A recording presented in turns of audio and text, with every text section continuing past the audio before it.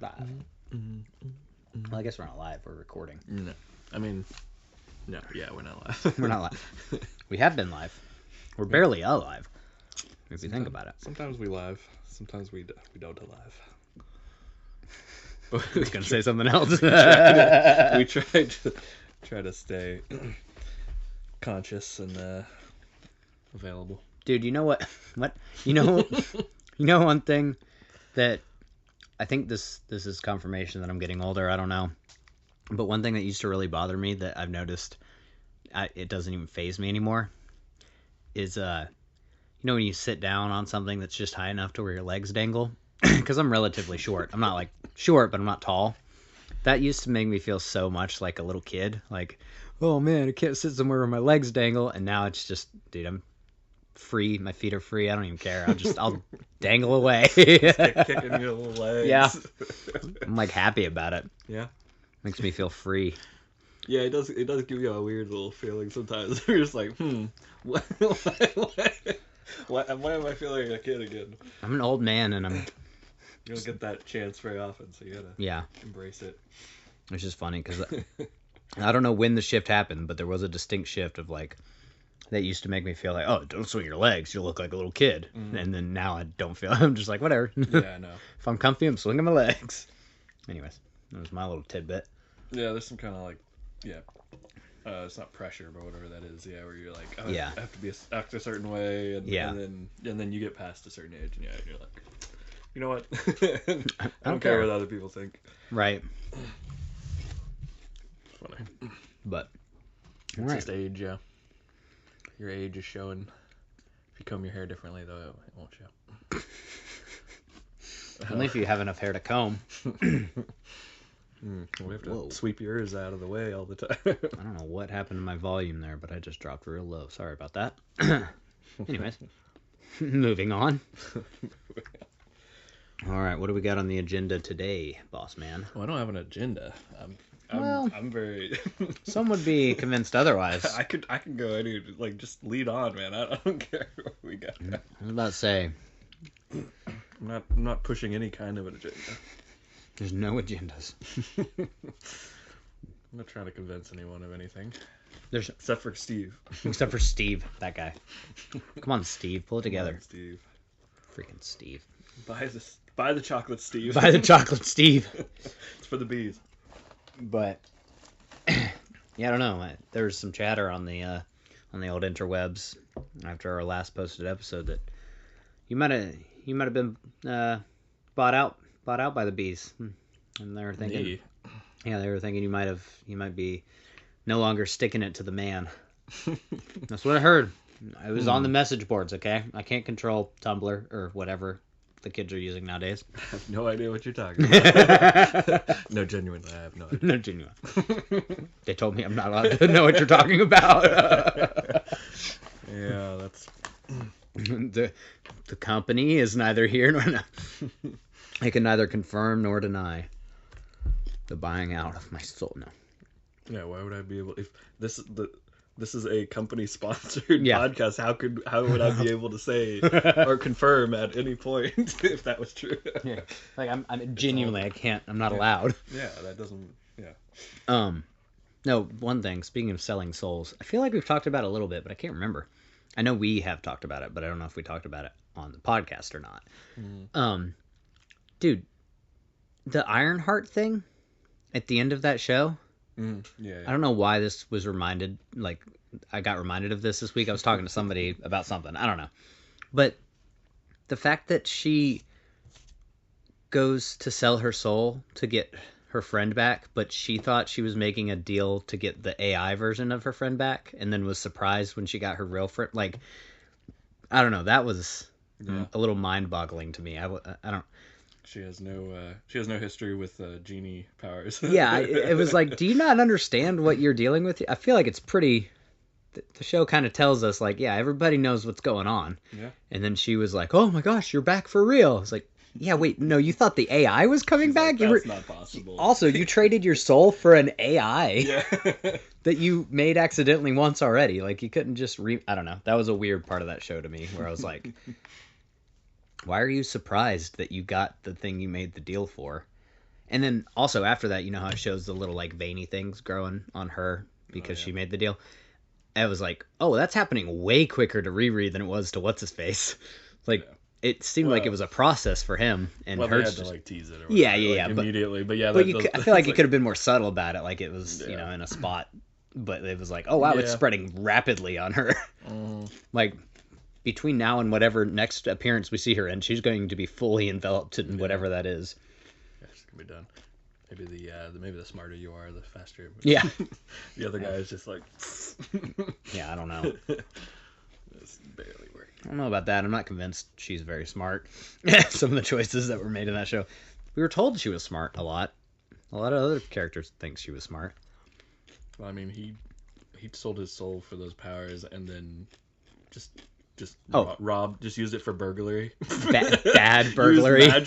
Like insane magical powers to just rob a couple of places. Yeah, he traded his soul to have the opportunity to potentially become rich if a bunch of impossible things fell in place versus just trading your soul to be rich. Like his whole goal was his whole motivation was like power and money. But we find out he traded his soul for the rags or whatever for the. He wanted to get back at his dad, I guess, but. Yeah, but like then just trade your soul for. You already did the thing. Trade your soul for that exactly. Like say, hey, I want this. Yeah, stop being around the bush and just like ask for the thing. Yeah, like that's the same thing with Riri. Is like, hey, you actually want your friend back, right? Which also, how did if she didn't know she was getting her friend back, how did Mephisto know to give her friend back? Like, why did he give her the real Natalie instead of the AI Natalie if she was, you know what I mean? I don't know. That was a weird. I don't understand the mechanics of the new magic. Yeah, I don't know how maybe he just grants whatever's in their heart or whatever type of thing. It doesn't really say. And so she was like, I want her back, and then but he wasn't thinking, or she misses her friend, and so you gave the friend back, but it's like she was imagining, oh, that's not possible. Yeah, I'm just gonna get. I don't know. To talk to her again. There's some weird. I don't understand a lot of the mechanics in the universe anymore. You don't understand magic? What? Come on, I don't understand the limitless magic that has now been introduced. The MacGuffins that are in Marvel. Dude, that's still amazing to me. I know I don't want to get on a Marvel thing again. We can talk about Tron here in a minute, but it's still amazing to me because Doctor Strange 2 is such a filler in between movie for other movies as opposed to like a sequel to Doctor Strange. Because if you watch, which I did this, if you watch Doctor Strange and then Doctor Strange Multiverse of Madness back to back, there's almost no continuity. They're like, it's entirely different. Like the magic systems that they use are different. Yeah. The characters almost are entirely different because I mean they have like part of it's explainable. Like Stephen and Wong have been through a lot, but if you end Doctor Strange where Stephen and Wong are, and then you watch Doctor Strange 2 as if it's a sequel, which it kind of should be, it's basically a whole new movie with all new characters and all new abilities. It's pretty wild when you think of it like that. Because I feel like most people just watched it in between. I don't even remember what it released in between, but I feel like they just watched it as like the next Marvel movie. Yeah. So it wasn't really thought of as like the literal direct sequel to Doctor Strange, you know? Because it is like in universe, it's like a 7-year gap or whatever. It's like continuity with the universe and not the film. Yeah. But anyways, that was so after. And Wong's best friend isn't in it. Yeah. Yeah, I don't know what's going on with that. That was no. Oh, you haven't seen She-Hulk, right? No, I know what you're talking about though. Abomination. No. Oh wait, who's his best friend? That chick.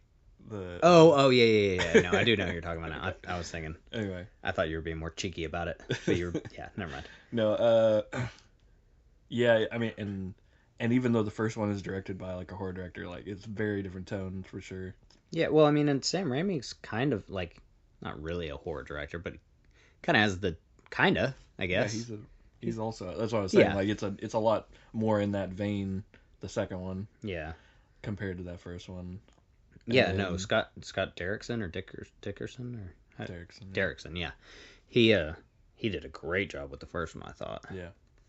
Especially for being like a horror director mostly. Mm.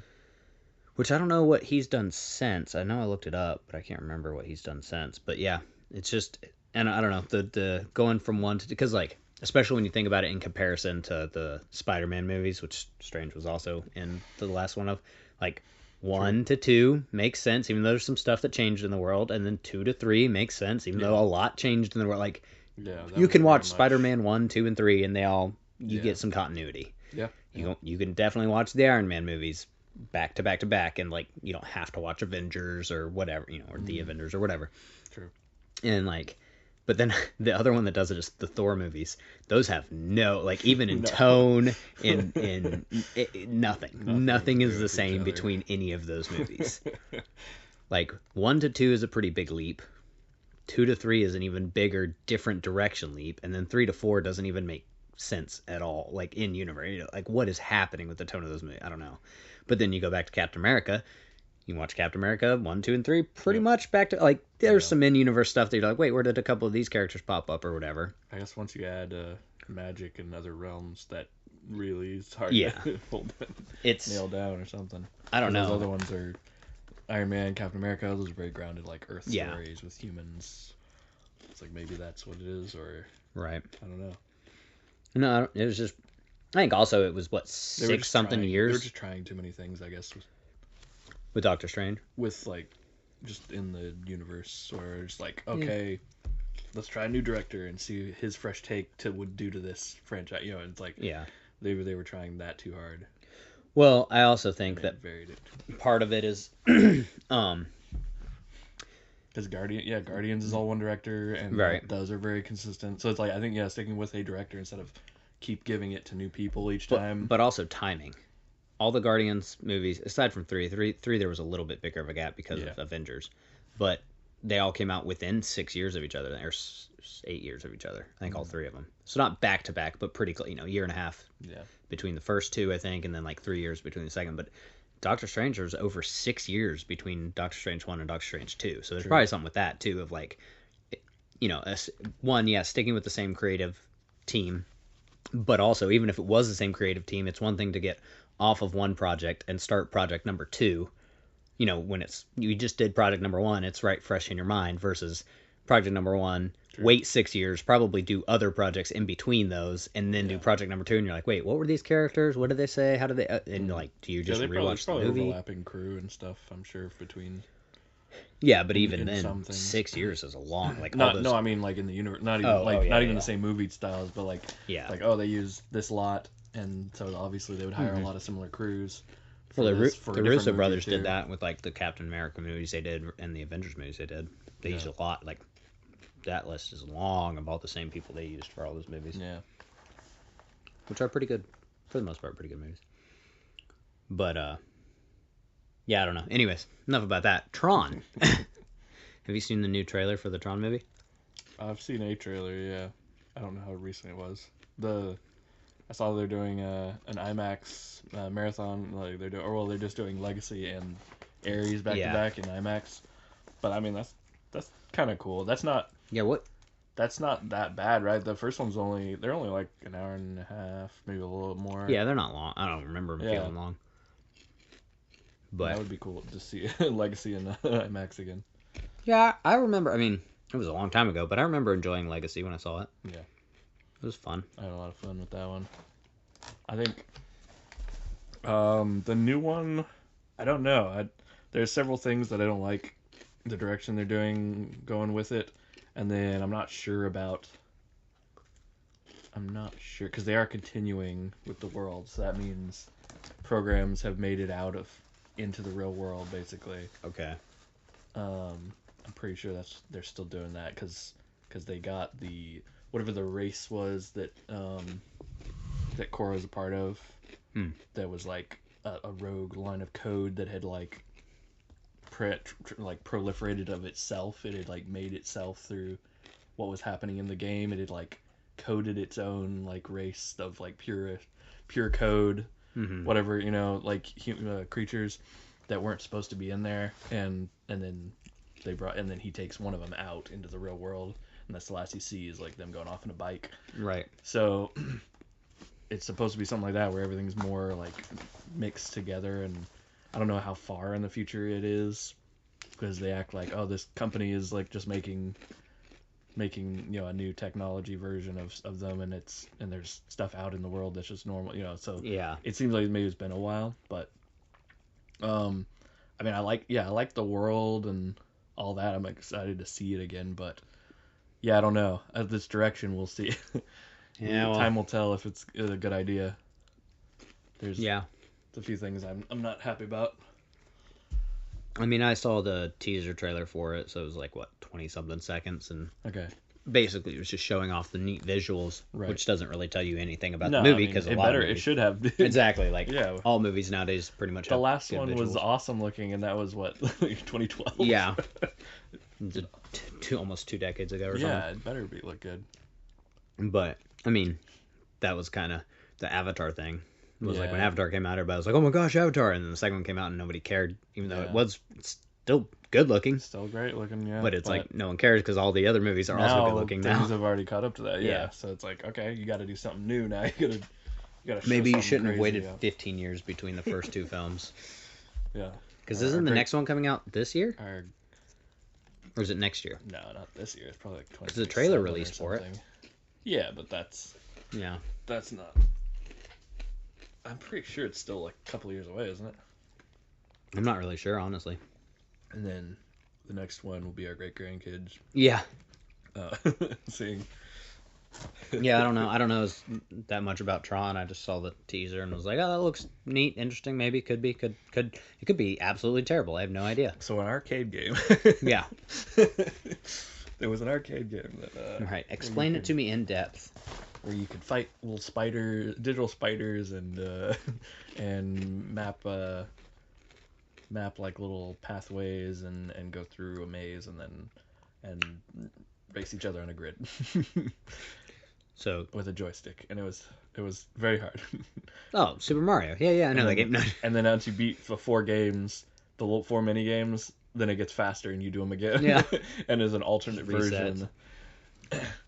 Dude, I was at the barcade thing that we went to, it was a month ago, and they had that, I don't remember the name of that game, but it's that racing game where it's just like different maze grids that you have to go through, and it's got like the 4 cars chasing you, and you gotta collect all the things.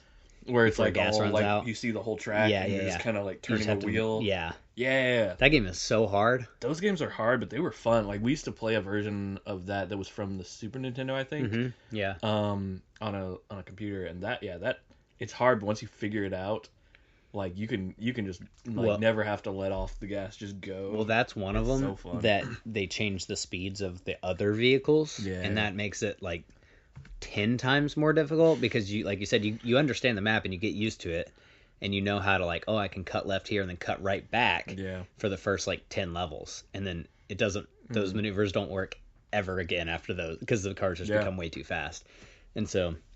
Oh man, it's so frustrating because you're like, I'm doing so good, and then like the very next level, it like they don't have incremental. Like it's not like level 1 and level 2, the cars get a little bit faster. It's like the first like 6 levels, they don't get any faster. No, like and then they get a little where they'll just like and then they'll slow, and that's how they like mess with their the computers basically, right, to keep them like dialed back so they won't beat you, and then they slowly release them a little more and more each time. So frustrating. But you just have to make no mistakes. Yeah. If you hit anything, you're behind. Yeah. Like, it's like Excite Bike was like that. Oh yeah. Do not make a mistake, or you are back of the pack. Don't hit any of the rumble strips, but fall off the side. No, that was a good one though. That one has like the 4 wheels, right? You can play up to 4. That's fun. That one's really fun. I wish I could remember the name, but I cannot. But whatever. Yeah, it's usually like probably not making a movie out of that one. Actually, wheels or something. I guess you could argue F1. This is the true adaptation. Did you see F1? Yeah. Yeah, F1 was good. I liked that movie. Yeah, it's pretty good. There's every once in a while there's just a new Formula 1 movie that pops out kind of out of nowhere, and it's like, wow, that was a banger. There's been like a run of racing movies and stuff ever since Need for Speed. Yeah. Oh man, what a gem of a movie. I've still never finished that movie. I've seen the first half of that movie many times. I don't know why. I thought we watched it at Guys Night or something. We did like twice, and we never finished. I must have either passed out or left or whatever. I've never watched the entirety of that movie in one sitting ever. Yeah, it wasn't worth it. It's not, but I still am like, how does it end? I don't know how it ends. Yeah. Maybe he loses. Maybe the bad guy wins. Maybe he doesn't get the girl. Who knows? It's definitely not a generic action flick where... It wasn't a good resolution. Yeah. We were upset. I'm pretty sure. Oh, man. There's another one of those that I can't remember. Oh, what's his name? Aaron Paul? Is that right? Mm. Yeah, he's got one of those movies. It's not Now You See Me, but it's, one of those. Uh-oh. Sorry about that. What is it called? Like a horror? No, it's like Come and Find Me. That's what it's called. And it's a mystery, like drama thriller thing. It's, dude, recommend from me. It's not great, but it's pretty good. Like, it's one of those where it has just enough twists and turns in it to every time that I rewatch it, I'm like, oh yeah, what does happen? You know what I mean? Like, yeah. It's got just enough to it to where it keeps you... Is he a detective or something? No, so like... See, again, I can't remember the exact... We were talking about this earlier before the podcast, but I can't remember the exact... like, what the catalyst for the plot is. Yeah. But so basically he's dating this girl, and then she like disappears, and so he goes crazy, and he's like trying to find her. He's calling everybody. Like, I think they were either engaged or they just got engaged, or the wedding was about to happen or something. Anyways, she disappears, and it's like it's over the course of like a year or something like that, and I think he like quits his job and puts all his money into trying to find her, and all the people that he thought knew her, turns out like they didn't know. Like, she had all these pictures with people that she knew, and he was like, hey, do you know her? And they're like, no, we just took, like, I don't remember that girl. What are you talking about? And he's finding out that like everything he knew about her life wasn't real. And to the point to where he gets so involved in it that he's like, she didn't exist. Like, I don't even know if I might have just created her, like, in my mind. So all the twists and turns get so twisty that you're like, wait, you as the viewer start to think like, oh, this guy's just a crazy, like, we're just following a crazy person. He's been lying to us this whole time. Yeah, and then like one person reaches out for something somewhere, and it like reinvigorates. It gives him just enough hope to like keep going, and he keeps finding like one piece, and it's just really cool, and it has like the culmination of events, and then it has it's not like a cliffhanger, but it's kind of one of those endings where it's like, what do you think happened? You know what I mean? Dude, it's good, okay. But it's a good one. It's like one of the better ones I've seen. It's hard. It's hard, but it's like, it's done. Like Inception is like an all-timer where that's like... That's so cheap, though. Like, they're like, the writer's like, I don't even know how to end this. What do you think? Well, like, it's not like that. I don't want to ruin it. Okay. So, it's worth watching, and the ending is fun, as opposed to, like, maddening. You know how, like, everybody, like I said, with Inception, everybody went crazy. Mm-hmm. Because it, like, was super intentionally done to, like, oh, wasn't he? Oh, and there's, like, clues throughout all the movie that kind of hint at both. Yeah. And so, like, it's super not definitive. But, yeah, it was just... this one's fun. As opposed, like, I would put Inception on the, like, oh, that's kind of annoying, and, like, it will drive you mad. Mm. This one's not like that. Like, it's fun. More open-ended, but fun. But yeah, anyways, it's cool, and like I said, it's got just enough twists and turns in it that every time I rewatch it, I'm like, oh yeah, I forgot that's what happened. Oh yeah, I forgot that's what happened. So it's like, it's good enough, but you still kind of forget it, and it's fun. I've probably rewatched it like 3 times since it came out. Wow. Okay. Yeah, it was like a 2010 or 2011. It was around that time when he was doing some movies. Okay. 2012 maybe, I don't know. It was after... Yeah, it was after Breaking Bad. After Breaking Bad, but I think it might have still been going... Or was in between seasons it went or to something. Like 2016 or something. So, it was when he was kind of a little more hype. And he's really good in it, obviously. And I think he's like... I'm not trying to be disrespectful or mean to anybody else, but I think he's like the only A-lister in it. Like, it's pretty... I don't think I've seen it. Pretty low budget, pretty low cast budget, but it's fun. It's really fun. And it's mostly him. Like, there's other people or whatever, but it's like... Most of the scenes are just him going crazy, which is fun. Yeah, it sounds like a little, like, Truman Show or something, almost. Yeah, it's like, let me see. I bet if I told you the director, you would be like, oh yeah, he's done 1 billion of those, and you'd know like 10 movies. I don't know, because I haven't heard of it, so I don't know if it's one of the regular ones that I've seen. There's like, have you seen Ed TV? Uh-uh. That was the other one that came. It was similar to Truman Show. Okay. That had McConaughey in it. And Woody Harrelson, I think. Whoa. Or something. Something like that. But those two are very comparable. I was gonna see which one you liked, but you haven't seen Ed TV, so no. Interesting. I have not. That's one I'll have to check out. I think the Truman Show is more put together, maybe. Oh yeah, that's an all-time great. Like it was done a little bit better, and that's why it won out in the end. But like, they're very similar, and Ed TV is pretty good as well. Yeah, no, I hadn't checked that one out yet. There's a lot on the list, man. True. There's a lot. It's just piling up every day. Oh, really? Okay, interesting. Learn something new every day. Let's see. Have you heard of... Oh, well, that is the only thing this guy has directed, so you probably not. But he's written a bunch of stuff, I guess. Oh, okay. Mostly TV. Oh, he wrote Fringe, the TV show. He was the writer for Fringe, or not the whole show, but for a few episodes of Fringe. He wrote 3 episodes of Dr. Horrible's sing-along blog. Oh, nice. He wrote an episode of Deadwood. Who is he? What's his name? He wrote an episode of John from Cincinnati. What is that? 2 episodes of a show called Rubicon. Don't know what that is. Yeah, it's an AMC.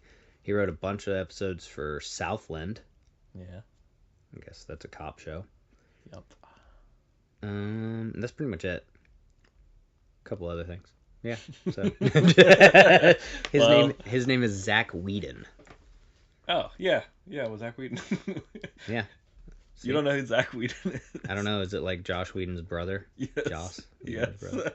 I figured when I saw Whedon. He's written a bunch of comics. That's why I said, oh, you learn something new every day. Wow. But yeah, I didn't know he was like a movie guy also. Or a TV show movie guy. Not but that's maybe TV. It's his only directorial debut, 2016. Okay. Yeah. So yeah. Interesting.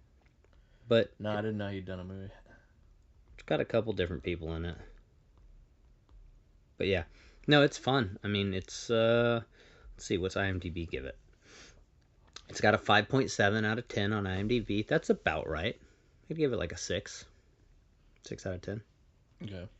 Maybe a little. I don't know. It's in that range. That's a fun one, though. You should check that out. Watch Now You See Me. Yeah. Put it on the list of what? Are you at like 200 things in your letterbox now? 200. Okay, fair. Add a 0 to that. I was about to say, well, take out the TV shows, just movies. But yeah. No, I think my list is at what? Like... Oh, man. Oh, I'm proud of my list. You'll have to hear it in a sec. You do yours, and I'll do mine. Mine has watch list. Oh, never mind. It's only 1,600. I thought it was higher than that. Oh, that's lower than I anticipated. Yeah.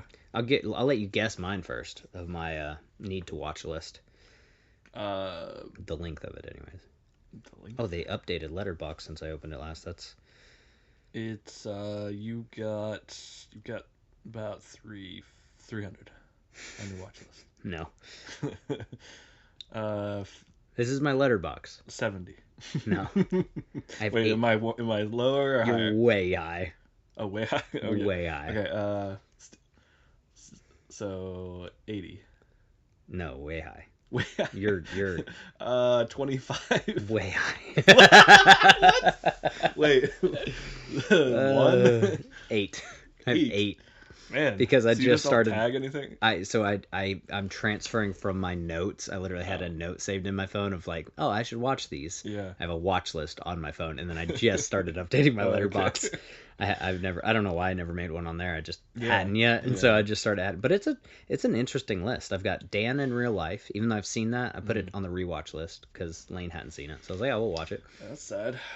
I know. And then I got The Fifth Element, because I've still never seen that in one. Like, I've seen... It's been on many times when I've been around, but I've never sat down to watch it. You watch shows so weird. I do, bro. Well, you know how it was? Like, we'd be watching some at guys' night, and I'd either have to leave because of work, or, it's a bunch of scenarios like that where it's like, I wasn't the one who put the like when I sit down to watch something, I watch it. Okay. But yeah, never seen that. Tinker Tailor Soldier Spy. I love that movie, but I want to watch it again. Leon the Professional. Nice. Again, that's a rewatch, not a first time. But these are all first timers. I figured out there's a way to do that too. Oh, really? I've seen that where you'll see on Letterboxd, you'll see here's a rating or something. Yeah. But it'll have the little turn like arrows rotating. Oh, okay. That means it's a rewatch. Oh. And you can actually but I think you do that through your diary. You write. Okay. You like add it through the diary and be like, I've already seen this, and then it posts it in the feed as, oh, this is a rewatch specifically, which is which is smart because there's there's several in there where I'm like, no, I haven't just seen this. Yeah. Like, I swear, I just realized I haven't rated it. Right. I need to. I'm still pretty new to the whole Letterboxd thing. I use it, but I'm a casual user of it. Let's see. They got Taxi Driver on here. Nice. I got a movie called Silence, which you might know what it is because it's a Martin Scorsese film. But I feel like that one kind of went under the radar.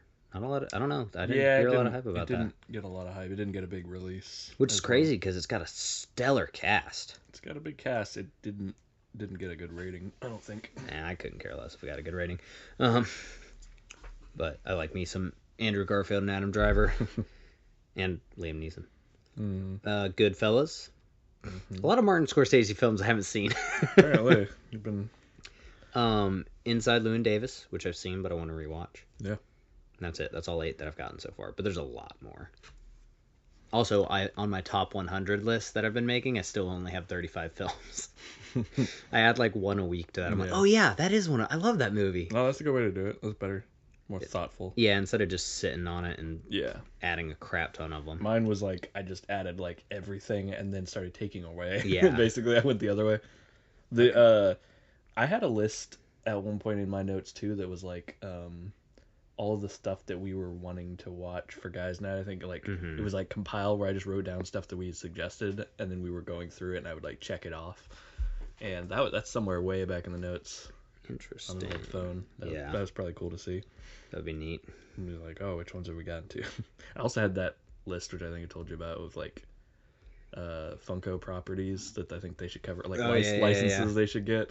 And then I looked at it recently and I was like, yep, they got most of these. It's pretty funny. Oh, weird. How did that pop up? What? Letterboxd just gives you random movies on the watch list? What? Yeah, I opened my watch list, which is empty because I did it the wrong way. And I suggest things now. Yeah, it just National Treasure just popped up. It's like, what? I don't know if I like them just adding their own stuff to it. I don't know what that was from. Did I click on it and it was like in limbo or something? I don't know. That was weird. Weird. Let's see. Apparently, my most recent activity is Dune. That can't be right because I did F1. Yeah, Movie of the Year 2025. Oh yeah, I started a new list for the 2025 Movie of the Year. Movie of the Year. Mm-hmm. So it's a list with one thing on it. Yeah.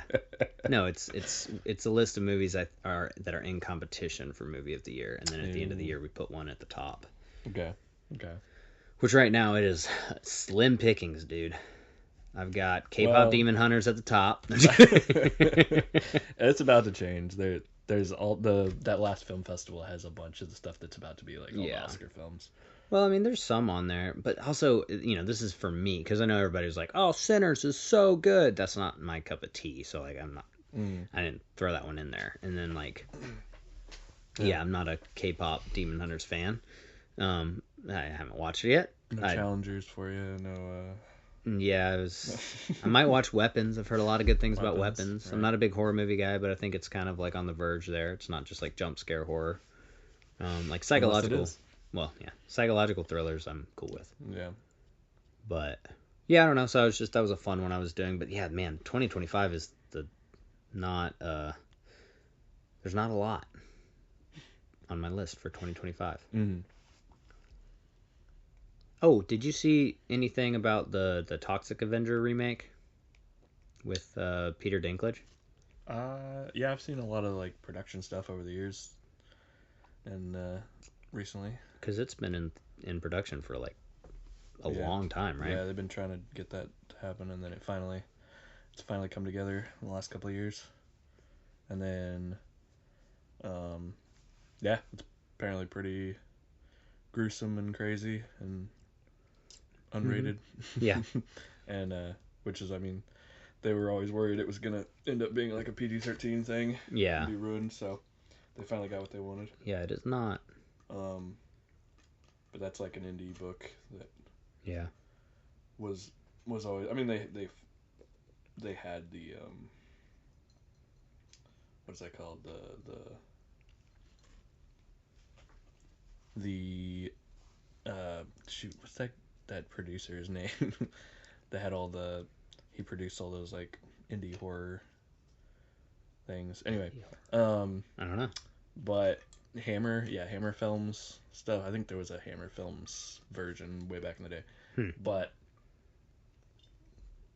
yeah, modern adaptation. It hasn't. Lloyd Kaufman. Oh yeah, he's the one that did the original, right? Yeah.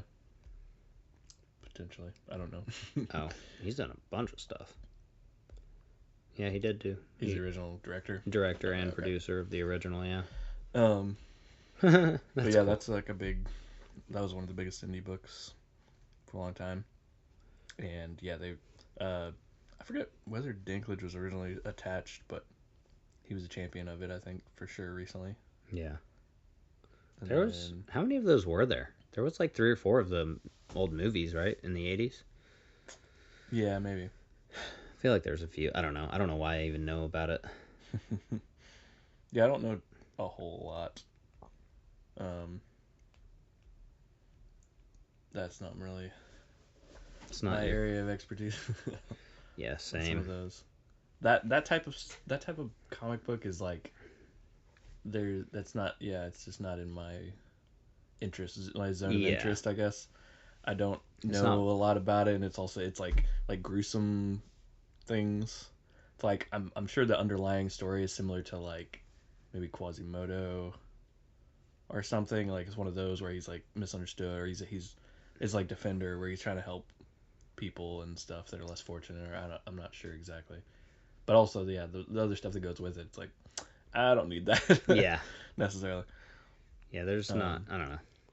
So, but yeah, isn't that out now? Maybe? Yeah, it's out right now. I think it released the beginning of this month, I think. Yeah, so that and we'll have to see how well it does. Nobody 2 kind of came out under the radar a little bit. Sure.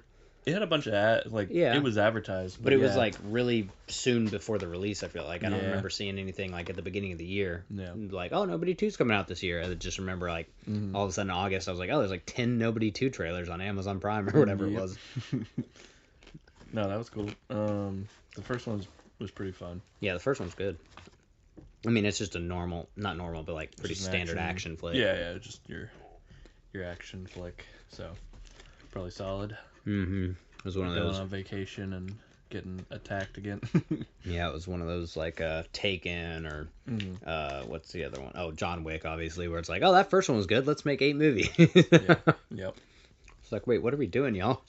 Can the movie just be good? Yeah, make something else. It's just funny, also, the guy Bob Odenkirk, that he's like an action star now. Yeah, that's kind of fun. It's like that dude's a comedy writer. Yep. He did sketch comedy for forever. Mm-hmm. That's kind of the Bryan Cranston thing, though. I mean, not that he's an action star necessarily, but like he was Hal. He was the funny dad in a whatever show for forever, and all of a sudden he's like the best bad guy of all time. Yeah, he's like, you know what, I can do more. Mm-hmm. I was just. By the way, I can actually act. Just a job I had. Yeah. But he is funny, apparently. Yeah. As well. That's fun. Yeah, I don't know, man. 2025 is a little bit lighter on the old schedule, which is kind of nice. But just more time for us to catch up on stuff. Yeah. Like I was telling you, I've almost finished Andor. I paused and watched a couple other things in between because I'm trying to make it last. It's like Taboo. Excuse me. Yeah. The game, the word game. Yes, Taboo, the word game. No, the show, I'd always wanted to watch it, but when I found out that they hadn't like re-upped it for a second season right away, I was like, oh, maybe I won't get that into it. And then I heard that they were releasing the second season. I was like, oh, cool, I guess I'll watch it. So I started watching that. Yeah. Yeah, that was a fun show. And definitely need more. So we're happy that that's continuing for sure. Yeah, it's good. I like it a lot. It's like colonial. I mean, it's got a little fun twist, but like, yeah, it's like colonial era or like frontier America type thing, which is interesting. Yeah, I usually like stories in that setting. Yeah, plus Tom Hardy's stellar. Yeah, he's really good. A lot of the performances are very good, and then the way it's shot is like definitely in our the stuff we like. Yeah, I like that kind of color grading. Yeah, it's like grittier. It is very gritty. Yeah, very. I don't mind that. Everything's very filthy in the world. Yeah, it's like, well, see that I appreciate compared to a lot of period things or film movies where they just walk out like the guy was pointing out in the Minecraft trailer where the old miner steps out of the mine that he's worked at for 70 years with like a spotless like overall get up and t-shirt. You're like, what?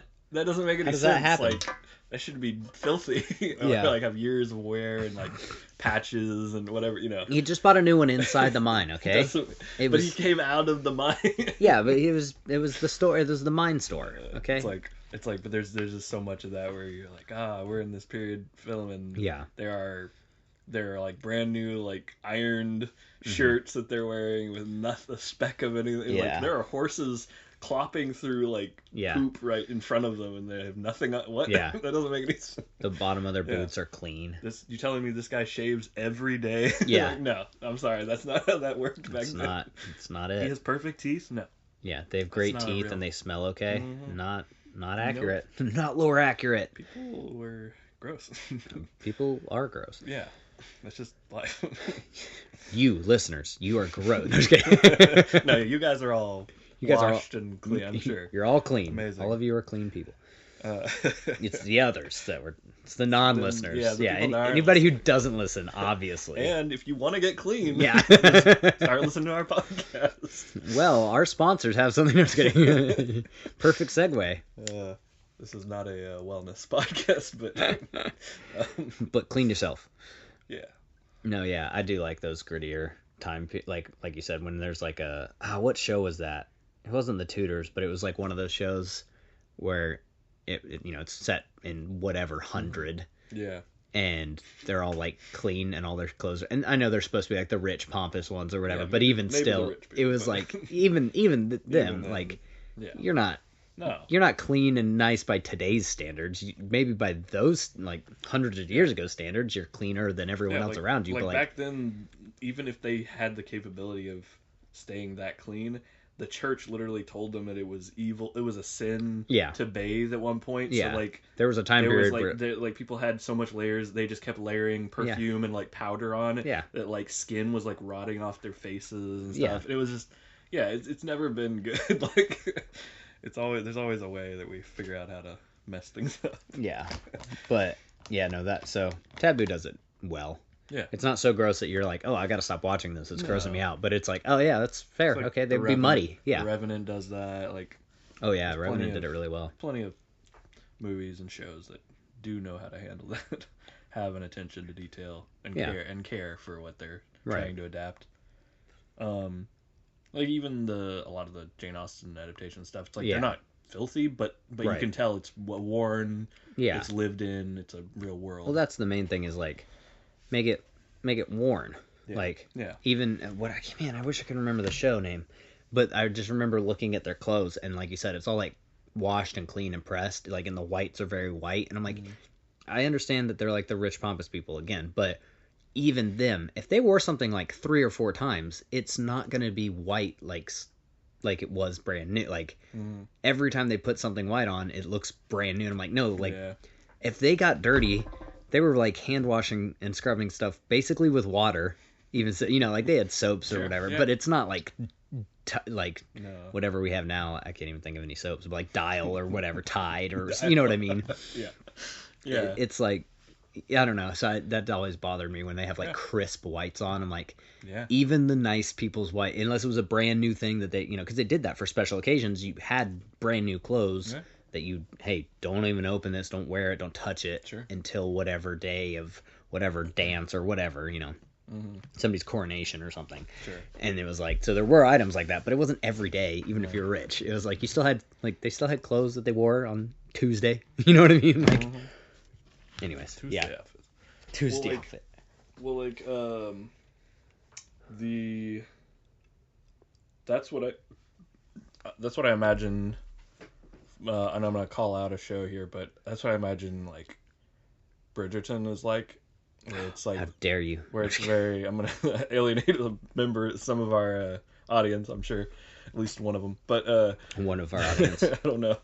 But do we have Bridgerton fans? Anyway, I'm imagining that feels like such a rip-off type show, and like, but it's like cardboard cutouts of that genre, and they've barely put time into. Which I'm not trying to insult whoever made Bridgerton, but that's what it feels like to me. Like it's a cardboard cutout version of maybe like one of those type of things. Yeah. And also because they're going for the cheap, like romance, like lowbrow romance version of one of those.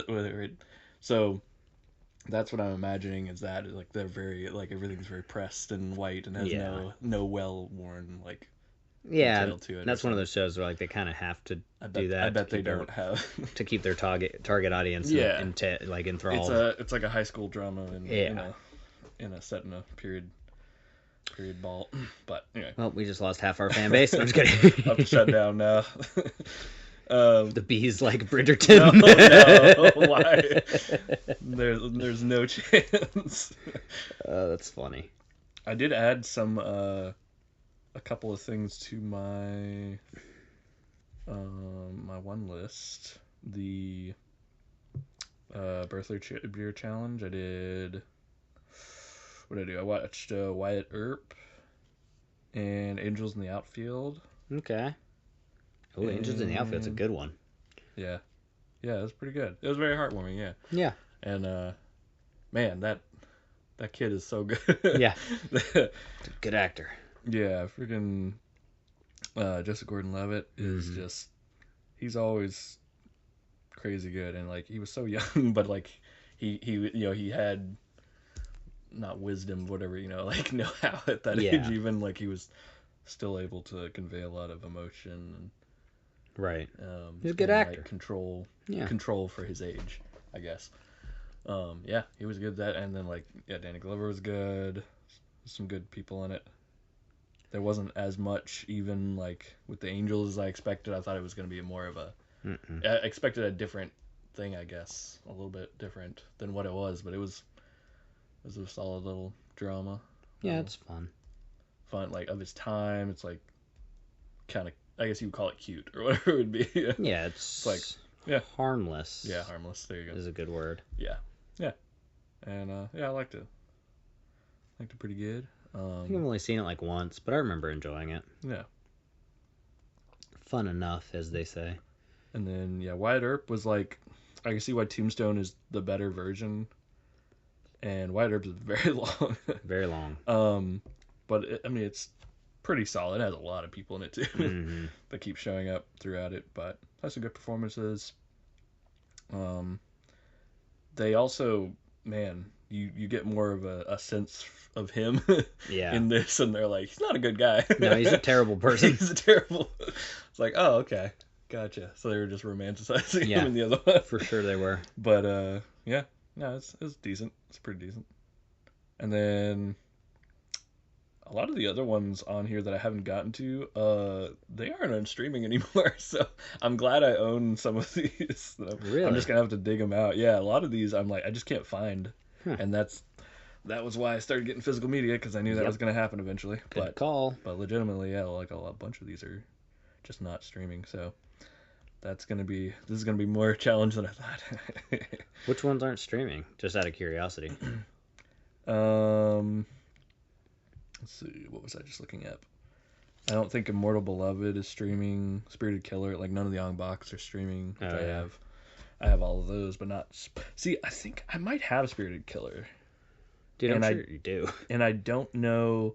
The problem is, it might be the first en bak, and they just renamed it for the English release. That's what I don't know. Because if it is, because I've known they've done that with a couple of those, and so I was like, if it is, then I have seen it. But if it is something different, I do want to see it because I like that series. But yeah, it might be that. That's what I'm suspicious about. That might be the case. But I'm pretty sure. Yeah, I think I have it somewhere. And then I can't believe that's not on streaming anywhere. Yeah. Immortal Beloved. I said Bullets Over Broadway is not on streaming. Maverick isn't. Somehow, really? But I have that. I know for sure somewhere. I was about to say I have Maverick. Yeah. Street Fighter was, and now I don't think it is. Mira's Wedding isn't on there. This is why you buy physical copies whenever you find them. Heavenly Creatures, I think you can purchase, and then Legend of the Fall isn't on there anywhere for some reason, and Interview with a Vampire isn't. No way. Which is weird, yeah. That used to be. I was about to say it used to be on like Peacock or something. Yep. And then In the Mouth of Madness. Have you ever seen Meet Joe Black? Yeah. I haven't seen that one yet. I need to watch that. Really? Yeah. Yeah, I saw that a long time ago. That was interesting, yeah. It's worth a watch. Yeah. Aaron had a copy of that I watched. I like old Brad Pitt. He's a pretty good actor. Yeah. There's like that one, the cover reminds me of the Bobby Jones cover. You ever seen that one? Mm-mm. No. That's it's like Will Smith is like the ghost of a professional or wait. No, yeah, I think he's the ghost of a traveling salesman that comes to this guy while he's young and like teaches him to play golf or something. It's so random. What? Yeah, but it's a pretty entertaining movie. Interesting. Yeah. Yeah, I don't even think I've heard of that. Or wait, what is that called? No, I'm thinking of the Legend of Bagger Vance. That's what Legend of Bagger Vance is awesome. I was about to say. I was like, wait. No, yeah. Have you not seen Legend of Bagger Vance? Yeah. Oh, that movie's great. Top 5 golf movie of all time. Mysterious Caddy. That's right, he's a caddy. Mm-hmm. Wait, which is the one where the guy's a ghost? That's why I was getting confused because I was like, another Will Smith golf movie? I don't know. Yeah, that would be funny. Guy's in a golf movie? He's a ghost? Yeah, I thought there was a ghost, like... Ghost golf movie. Shoot, what is that? I don't know. I can name on one hand the golf movies I've seen, and 2 of those are Happy Gilmore. I've watched it at least twice. No, just kidding. At least twice.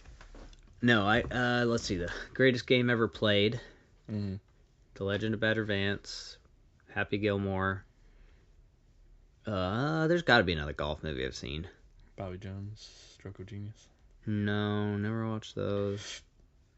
I don't know. Pet Detective. He has a golf club in one of those scenes, I think. He uses a golf club at one point. Isn't there a Sean Connery one? Oh, yeah. Hunt for Red October. Yeah. Yep. Favorite golf movie, actually. Yeah, when they played putt-putt in the torpedo room. Crap. What? I typed in golf movie, and Deepwater Horizon popped up. As in, like, golf. Oh, the golf. Yeah. I was like, no, I didn't mean Gulf War. I meant golf. There's one called... It was like, did you mean... No, I didn't mean that. I meant the sport. Oh, Tin Cup. I forgot about that. Yeah. Tin Cup. Tin Cup's good. I don't know that one. Kevin Costner. What's the Dennis Quaid one? I know there's one with Dennis Quaid. I've seen that one. Oh. It's pretty new. Yeah, what is that called? I think I've seen that one.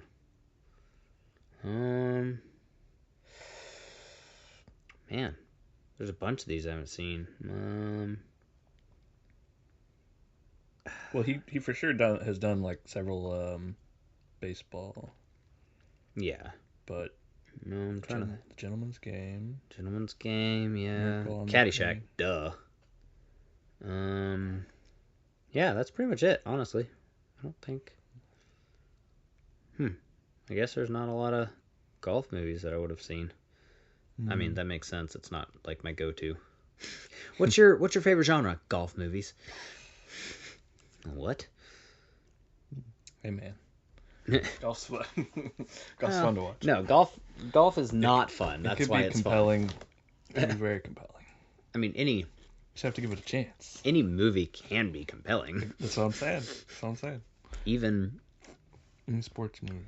Even an anime, maybe one day. Called there could The Caddy. Just think of a world where there's an anime that would be worth watching. Could you imagine? Alienate the other half of our audience. So we pissed off all the drama fans. Now we've pissed off all the anime fans. Are there any fans left? Yes. There's the we haven't done the musical theater. Oh yeah. Genre. Well, that's because they're right. Is this Jack Loudon? That's cool. Sam Neill. Oh, Sam Neill. I know that name. It's called Tommy's Honor. Never heard of it. That's it's by Jason Connery now. The other Connery. Yes. Ah, yes, the other Connery. Yes, Connery. Let's see. I don't know. I think that's pretty much it. So maybe I haven't even seen 5 golf movies. Sense. I was gonna say it's like this one's called The Caddy. Yeah. It's a Martin Lawrence. Yeah. Martin. Yeah. Yeah. Martin Lawrence? I don't think. Martin and Lewis. I was about to say. I don't think Martin Lawrence is in The Caddy. No, he was in The Black Caddy. That adds up. He did a string of movies. No. He did movies. He appeared in some stuff, and then he got his buddy cop show. So. Oh man! Oh, you know what I realized I'd never seen the other day is I don't think I've ever seen Rush Hour 3. Okay. Yeah. I think the first and third one are the better ones for sure. Also, yeah, I wouldn't know because I never saw the third one. I should just rewatch all of them now. That way I know. I think the only solution to this is watch all 3. Add them to the list. Also, I heard someone talking smack about Lethal Weapon 4 the other day, and I don't know. I like Lethal Weapon 4. I think. Maybe I was just younger when I watched it, and so I didn't understand what was going on, but I remember that being one that I enjoyed. Now, I was probably like 13 or 14. But I thought that was... They were talking about the Lethal Weapon movies. They're like, basically, you can watch the first one, you can watch the second one if you want, and then you don't have to watch the others. And I was like, what? I remember thoroughly enjoying. And now maybe I'm totally wrong, and I'm just thinking one of the other ones is Lethal Weapon 4. Mm-hmm. But... Anyways, yeah, it was, Has Jet Li? It it's gotta be good. Oh, no. No, I'm just kidding. I was wrong. No, I'm just kidding. But Joe Pesci, Rene Russo, Chris Rock. I mean, yeah, who knows? Maybe it's not good. I don't know. I should probably rewatch those too. I like the Lethal Weapon movies, the ones that I remember at least. Yeah, Richard Donner's usually good. But it's old school, that's for sure. Old school action. Yeah, like there's a lot of fun stunt stuff in those. Yeah. Which from the old Hollywood, for sure. But yeah, I don't know. I was trying to think of other movies. I've driven past the building too, where he Oh really? jumps off over that first one. Yeah. I need to go through my list, and you would probably be helpful for that. Actually, just what movies I should add to my watch list of Yeah, man. How have I not seen that yet? Absolutely. I don't know how I haven't seen Goodfellas. That's just one I've never watched. I think you said you were rewatching it. No, that's one of the ones I'd never seen. Never... Taxi Driver and Goodfellas are the two and The Fifth Element are the two on that list I've never watched. Okay. Oh wait, no, Silence. So I can see. 4, I can see Taxi Driver for sure. Yeah, I never saw Taxi Driver. I haven't seen Raging Bull. I don't think I've seen Raging Bull. Yeah, that's like a different level of film watching where if you get to those, then you're like, oh, that means they're actually serious about it. I mean, but that's the thing is Scorsese stuff. I thought I had seen a lot of Scorsese films, and then I was looking at all of his films, and I was like, I guess I haven't seen that many films that he's directed. He also has released 50 in the last 10 years. That's true. So I guess I have seen a lot of those. So you've seen, hopefully you've seen some of the few good ones at the beginning. I mean, I saw Hugo and I hated that. So. Shut up, get out. I know everyone I know who's seen Hugo's like, you don't like Hugo. I did not like Hugo. I didn't like it. I don't know what to tell you, man. It was so magical. I was younger. It was very unlike Scorsese. I was younger when I watched it, and I just did not enjoy it. Why? I don't know. What did you hate about it? Everything. All of it. All of it. No, I don't remember it enough. I don't remember it enough now. I just remember not being entertained. And, like, I don't know. Which is weird, because, like, I like Ben Kingsley. Sacha Baron Cohen's a good actor. But when you watched Gladiator, you were entertained. Yes. Thumbs up. Oh, man, that was nice. Thanks for that setup. So... okay. Now let's see. Yeah, Cape. That's never unusual. seen Cape. Yeah, I haven't heard anybody say that. Cape Fear is actually on my list too. I forgot about that. I've never seen Cape Fear. I just added it to the list. The remake. I watched the original. Nice. I haven't seen the remake. I don't think. I think. Let's see. Is that the one?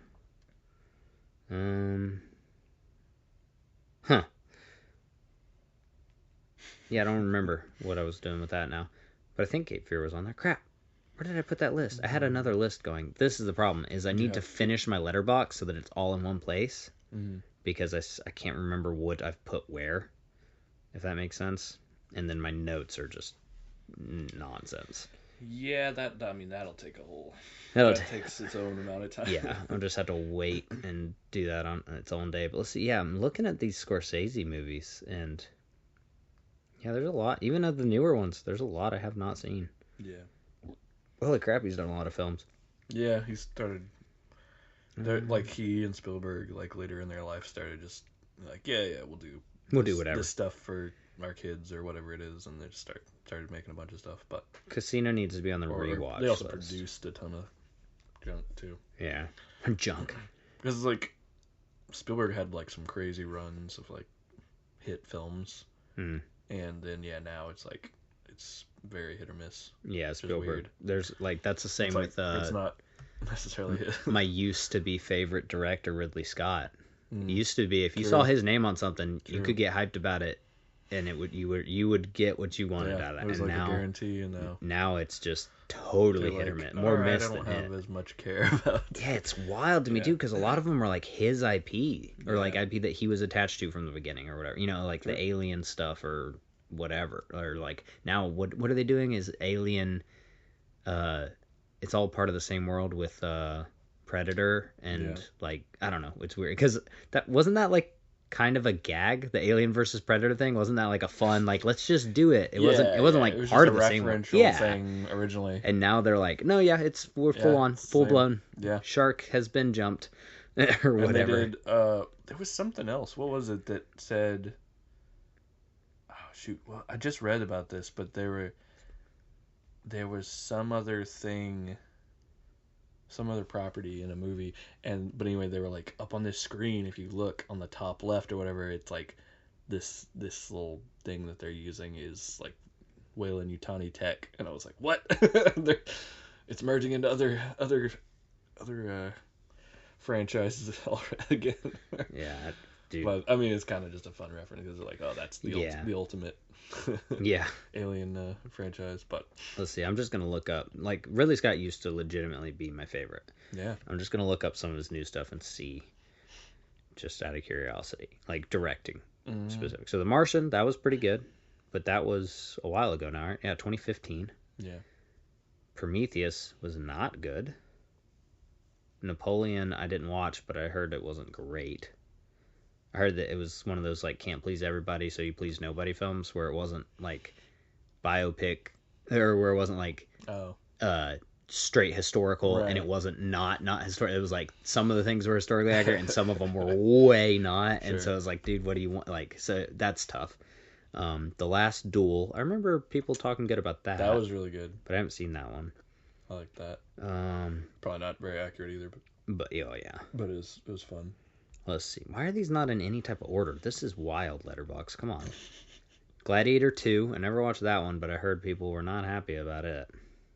I'm going to watch it eventually, but... I thought there was some people liked it. Yeah, I mean, like, I felt like it was one of those things where it was like, did it need to be made type thing. No, yeah. And same with the new Alien, whatever that was called. But I don't know if he was. I think he was just a producer on that. Yeah. No, that's Fede Alvarez, right? What is it? Covenant? No, Covenant was. It was Romulus, right? Romulus, that's what it was. Yeah. But I thought there were good reactions and buzz from that. I haven't seen it, but I mean, it kind of just was here and then gone. Universe. Yeah. I think Covenant. Yeah, Covenant wasn't as strong. Was terrible. That was. That was strong. Danny feelings. McBride trying to make his own. Dude, I have strong feelings about Alien Covenant. That like Prometheus had some stuff in it. I did not like it. It was pretty bad, but there was like, oh, that scene was good, or oh, that was fun. Mm-hmm. Covenant, I thoroughly had that. I think that was like, I don't know, I genuinely dislike that movie. That's enough of that for now. Black Hawk Down, Kingdom of Heaven, those are all good. So yeah, it's around the 2010s is when it seems like he was just like, oh, you got a project? Cool, I'll do it, whatever. Yeah. Because like House of Gucci, I don't know what that is. That's supposed to be pretty good. Lady Gaga, Al Pacino, Jeremy Irons, Jared Leto. Wow. It's about the family. Yeah. That brand. But I mean, like, why do you need Ridley Scott on? Or like, why would he do? You know what I mean? I don't know. Like, when I think Ridley Scott, I don't think of family drama. His wife wanted a Gucci bag. Yeah, probably. No. American Gangster. That's a good movie too. Yeah, that's good. 2007. So it's literally like 2010. So it was Prometheus. Prometheus was 2012, and that's where it literally just started going downhill. Yeah. And I'm sure, not that all of them are bad, but there's a few in here that it's like... Yeah, they're... Because, like... They don't make as much sense. Even that Robin Hood movie he did. Yeah. That wasn't, like... It wasn't good, but it wasn't bad. You know what I mean? It was just kind of like... I don't really know why he was attached to that. I guess he likes those... Like, The Last Duel, that one, Napoleon... It was made well, but it wasn't Robin Hood. Yeah, for fans of the actual Robin Hood, they changed so much about the lore that I did not like. Well, that was the same with the Taron Egerton, however you say his name, that one, where it was like, it had some fun action, and like, it was Robin Hood and whatever. It's not written well, and it was, just the lore was, and everything was just so wrong. It was like, why did you call this, it could have been a good movie, but why'd you call it Robin Hood? Yeah. You know what I mean? And it was like, literally. If it had just been like, Archer and his friends or whatever, I don't know, like if they had just not given him Robin Hood and called him Robin Loxley, it was like a fun action movie. It was fine, but it was, if you go into it like, oh, I'm going to watch a Robin Hood, it was not good. And that was kind of the same with the Robin Hood that Ridley Scott did, where I was like, oh, that was fun, it had some good action. Obviously he's Russell Crowe is a phenomenal actor, it had some good solid acting in it, some good writing, but it was, if you want to watch a Robin Hood, then... Or if you want to make a Robin Hood, then why'd you change all of the lore for this character and not make it a Robin Hood movie?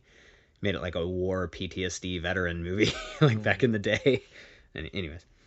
All the Money in the World. Actually, I heard that one was okay. I think. Or wait, no. That's not what I thought it was. All the Money in the World. That's the one that got a lot of delays and crazy stuff that happened. Michelle Williams, Mark Wahlberg. Yeah, and actually, that's not what I thought it was. I don't know what I thought it was, but I don't think that was very good. Body of Lies, that was good. Russell Crowe, Leonardo DiCaprio. Yeah, that was a good one. Dude, Mark Strong's been in a lot of Ridley Scott stuff. I did not know. I guess I never made that connection. Oh, yeah. He did that Exodus Gods and Kings movie. Yeah, what was that, dude? I was going to say that was... Again, 2014. Crazy. He didn't direct that, did he? Yeah. What? Yes. Oh, I thought that was that one Russian dude that actually got to direct it. I knew he produced or something. I mean, according to Letterboxd, he directed it. Okay. Yeah, that was something I avoided because I knew it was bad. Yeah, I watched that one and I was like, this is like surprisingly bad. Like, it's again pretty good lineup. Ben Mendelsohn, Aaron Paul, Ben Kingsley, they put a lot of Christian Bale, Sigourney Weaver. They put names in it, but you could tell from the trailer that it was going to be hot garbage. But that's what I'm saying is, like, how do you get that lineup with Ridley Scott directing and producing, and, like, it didn't. Visually, it wasn't good. The acting wasn't good. Like, how do you miss on all of that? It was one of those where it was early, like, just full CG, like, just acting on a green screen type thing. It's like, it's going to be tough to make that. He directed Hannibal. Huh. I don't know if I knew that. Yeah, no, that was one where what was it, 2012 when that came out, where they were like, everything can be CG and it's going to be fine. It'll hold 2014, It'll stand the test of time forever. And it's like, nah. Why don't you do this sparingly? But then, yeah, you've got some sprinkled in there. Like, The Martian was really... At least, maybe I need to rewatch it. No, maybe it wasn't. That was really good. But I feel like it was really good. And then, like I said, American Gangster 2007, but still, really good. Black Hawk Down, really good. Wow, Black Hawk Down was 2001? That's insane. Yeah. I would not have known that. That's a really good movie. Body of Lies was 2008. Yeah, I don't know. Anyways, I used to love Ridley Scott just because, like I said, you saw his name on something and you're like, no matter what, it's going to be at least good. Could be great. Yeah. But, like, and again, he also directed my all-time favorite movie. He worked on a lot of great stuff. Well, yeah, if you look at anything pre-95 or whatever, it's like, wow, that is an all-star lineup of movies. Like, you've got Alien, Blade Runner, I guess Gladiator came out in, like, 2000, whatever. But still, even up to that, is like, I feel like everything that came out before that, I was like, wow, that's a good movie. Yeah. And then it just, I don't know, sometimes now it's hit or miss. Sad to see when the greats fall. Who directed that movie? I can't remember. Because it's not Ridley Scott, but man, what is it? Oh, Beautiful Mind. Do you know what that is? Yeah. Who directed it? Yeah, because Ridley Scott did the one that I was... Aronofsky, is it? Ron Howard. Oh, that's Howard. Okay. Yeah, because I was like, the one that Ridley Scott did was... oh, crap, now I'm going to have to look it up. What's it called? We will talk about something else while I Google slowly. Ridley Scott. Something he did similar to that? I feel like it was similar. Maybe it was just because it's Russell Crowe in a drama. But what is it called? Like the Cinderella Man? A Good Year. Good Year. Yeah, it's just like a love story with... I don't remember what that actress's name is, but... Freddie Highmore was in that as a kid. That's funny. Yeah, it's like a love story movie. Okay. I think.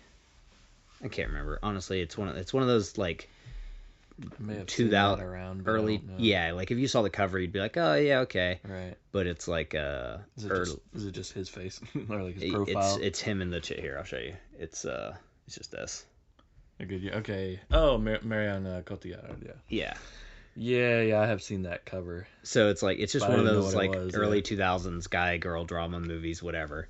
And it was like, oh yeah, Ridley Scott did direct that. And so I was thinking Beautiful Mind, which Beautiful Mind is more than just a drama. Right. Beautiful Mind is a beautiful movie. But if you haven't seen that, go. What are you doing with your life? I don't know. Why are you listening to a podcast? Why are you listening to a podcast? Go watch that beautiful movie. Dude, Ron Howard's another one. Speaking of directors, where it's like used to, I feel like he's done a lot of good stuff. Yeah. He's still done a lot of good, but then he's done random where it's like he's under the radar generally for people too. Well, then he has some where it's like, why did you do that? I don't know. Well, I mean, he has less of he's less of an auteur about like, oh, this is the type of stuff I do. Like he does everything. He does everything. Like, he's like, I want to try this and this and that. Like he has fun with it. So it's like you don't know what's gonna come from him next. Basically, Cinderella Man is so good. So is a Beautiful Mind. That's probably what I was thinking of when you were talking about. Yeah, Cinderella. We just watched Cinderella Man because Lane had never seen it. Okay. I said just. This was like 4 or 5 months ago, and man, that's still so good. Like it was like I watched it for the first time again. It's so good. I've never like there are movies that you're like, oh wait, hey babe, we should watch this. Like, oh yeah, you should watch that movie, and then you get halfway through it or whatever, and you're like pulling out your phone, checking messages or whatever. I don't know. Like there are some that kind of lose you. Like sure. I don't know. I guess not if I'm recommending it to Lane, but sometimes every once in a while I'm like, oh yeah, let's get a little bored because I have seen it before and I remember. But dude, Cinderella Man, I watch that all the way through. I will watch like Beautiful Mind, watch it all the way through. It's a finisher. Yeah. You gonna show her the sequel, the Snow White Man? Yes. The Snow White Man. The Anastasia Man. Yeah, the Sleeping Beauty Man. Yeah. Dude, I need to rewatch In the Heart of the Sea because I watched that in theaters and I didn't enjoy it. But everybody talks about it like it was good, but I don't think it was. You don't need to rewatch it. Okay, see, I don't think it was good, but no, I've heard... It was a movie. Yeah, that's how I felt about it. Like, okay, I watched that. It, like... you see it in the theater because it's a spectacle. Yeah, and that's it. And that's what I felt like. There wasn't much behind it. I just there was performances. I mean, I was about to say it's got Cillian Murphy and Chris Hemsworth. They tried really hard, but nah, I don't think there was much. I don't remember there being much to that. I don't either, and I don't know. I was talking to, of course, this was the same group of people that was saying Lethal Weapon 4 is not good. So I think I'm just gonna stop talking to those people because I don't know who these people are. But they don't. Oh, you know who they are. You do know who they are. Oh no. You know them. I don't think I'm talking to them, as far as I know. So they're influencing you greatly. No, I'm just kidding. No. They're putting ideas in your head. You're talking to my parents again. Oh, hey, Ron Howard did Rush. Yeah. I love that movie. Which apparently that is not accurate at all, or not at all, but it's very loosey goosey. And I was like, I don't know, I still like it. No, they have to add intrigue and suspense. I thought it was good. To what is vroom vroom? Yeah, vroom vroom left right. I guess better than vroom vroom left. I mean, F1 they had to do the same thing. Yeah, that was not accurate at all, and they just have to add. It's a good movie though. Intrigue. Ooh, here's one that I don't think either of us know anything about, so let's talk about it to a great extent. No, just kidding. Do you know what the 3-body problem is? Yeah. Oh, do you? Yeah. Let's get into it. So, no. No. I love that both of us were about to just yep. just lean into it. No. No, it's excuse me. Yeah, that is a show that has there's a lot of. It's supposed to create a lot of discourse, I guess. So Parasite. And it's no, no, it's it's a lot of crazy sci-fi crap that's just they're trying to do. Is it quantum? Is it involved with quantum stuff? But it's also no idea. It's also the 3 bodies are 3 celestial body. I think they're talking about three parallel Earths or something. That might be inaccurate.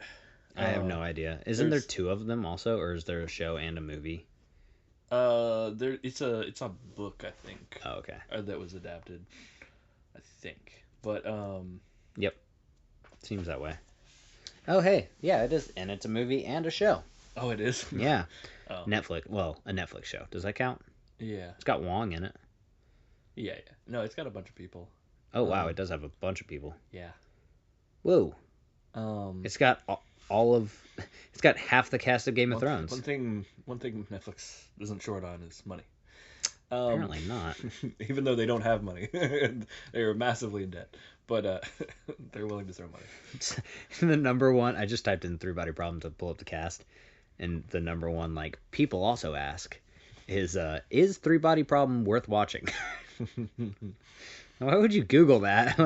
Is it worth my time? Yeah, watch the trailer. Anymore, that's a big question, because it's what is worth my time right now? Yeah, but I'm starting to value my time again. I don't feel like I Google that question. I feel like I ask you, or I go to trusted sources. I don't go to Google and Google, is this worth watching? Because it's just going to give you some generic answer. That I don't think about movies very often. They don't have friends that watch movies. I mean, they have to just be Google. I don't know. I didn't ask their dad. Their dad is estranged and off on an island in the Pacific. Their dad's probably listening to this podcast. Hey, Dad. Hey, Dad. Oh man, that's funny. Oh no. Yeah, it's a whole bunch of. I'm pretty sure it is. It's I don't think it's not aliens. It's alternate dimensional stuff that's intersecting, and they have to figure out how to survive or something. And I think it's not like that other remember the Colors show that they did, the yes. one on where each episode was named a color, and you could watch it in order. Oh wait, Periscope or Kaleidoscope? Yeah, you could watch it in any order. It's I thought they were doing something like that, but it's not. It's it's its own thing where I think it's parallel Earths or something. And stuff is coming together, everything is getting closer together, I guess. But yeah, I was hoping you would know. And there's a problem that has three points. There's more than 3 characters in the show, so that's more than 3 bodies. So I'm already confused. A fateful decision in 1960s China echoes across space and time to a group of scientists in the present, forcing them to face humanity's greatest threat. Oh, cool. So no information. Yeah, very generic synopsis. Yeah, thanks. But yeah, it's time travel, compelling, yeah. time space continuum / what's the other? Yeah, basically that. Yeah, anyways. Yeah, that was... I'll be right back. Let me handle that. Okay. You got this.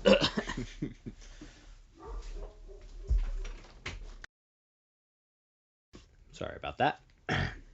Anyways. Yeah, so it is aliens, you were saying? Yeah, so I just looked it up, and there are aliens involved, which I didn't think at first. Thanks for lying to everyone, Ben. Now Hey, we have to put out a public apology. I did say at the beginning I have no idea about what this is. I was just surmising, which I thought I'd read something when it first came out, but it was a while ago when I read that. So. When did it come out? Like 2023? 2022, something like that? Let's see. 1960. No. Well. No, that's the setting. 2024, yeah. Oh, wow. I thought it was older than that. Weird. It's recent enough. Definitely. Man, I feel like there was another one. Maybe the movie or whatever you were saying came out before that, but the show is 20. Yeah. And the book definitely was. Yeah. But yeah, that was a big deal for a bit, for sure. That was, I mean, anything like. Yeah, things are there's a lot of flash in the artificially bands. Like inflated by like streaming services recently, and just like this is the biggest show of it. It's like no, you're just promoting. You just got the deal to promote it right now, and now it's you're pushing it. So it's like it's hard to know what is actually hype and what isn't. Well, they also do the thing where they get in people's like the Reels algorithm, like the YouTube Shorts or the Instagram Reels. Oh yeah. And they just pump out little tiny intriguing clips from whatever show. Mm-hmm. They do that with old movies too. It's kind of weird. Yeah. Speaking of Joseph Gordon-Levitt, call back. What movie? Prime Rush. Did you ever see that? Yeah. That's been popping up on my algorithm. Really? I don't know why. That is random.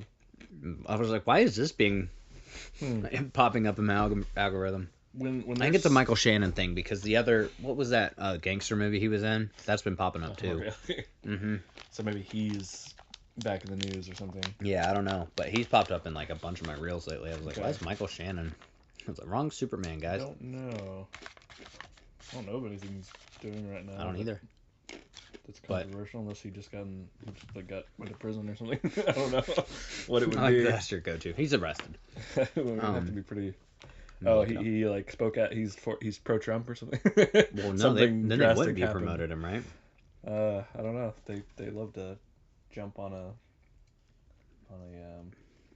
what do you call that? A lynch mob. Oh yeah. Train. Let's see. Man of Steel. There's Oh yeah, I forgot Amy Adams was in Man of Steel. They do like to give if there's enough time between something. They'll make a clip for TikTok from an old movie and be like, haha, oh look, this is like this, or this is funny because of that. It's like, yeah, it was written to be a funny scene. Right. And now that, it's like, now that you've given enough time, there's people that are young enough that have never seen that movie, and you're like farming that for content, like old movies for content. It's like, that's cheap, but I guess it works. Like capitalizing on some professional writers. Yeah. Good joke. Well done scene. There is a movie that he's going to be in. Michael Shannon's going to be in. Tell me more. No. It's called Nuremberg.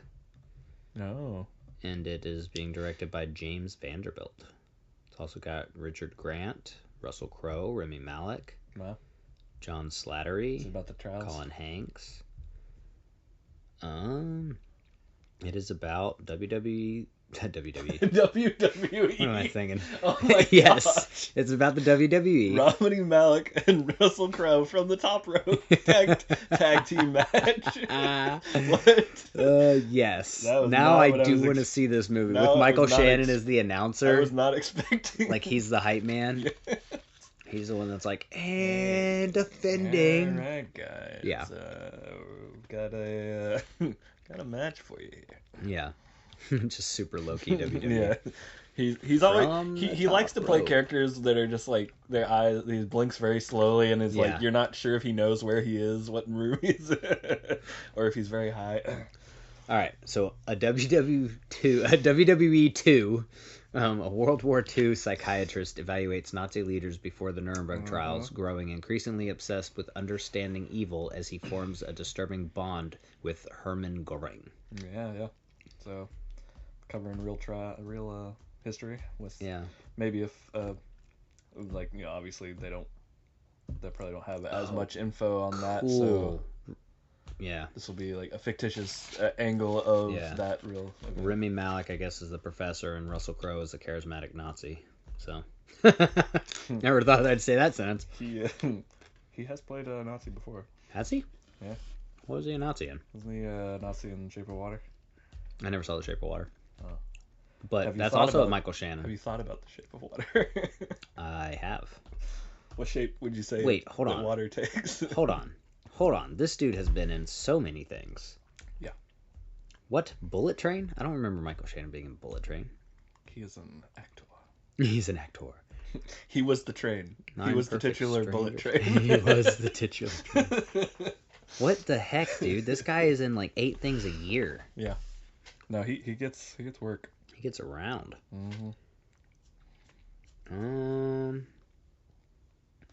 Prolific. Shape of Water, 2017. Wow, doesn't feel that old.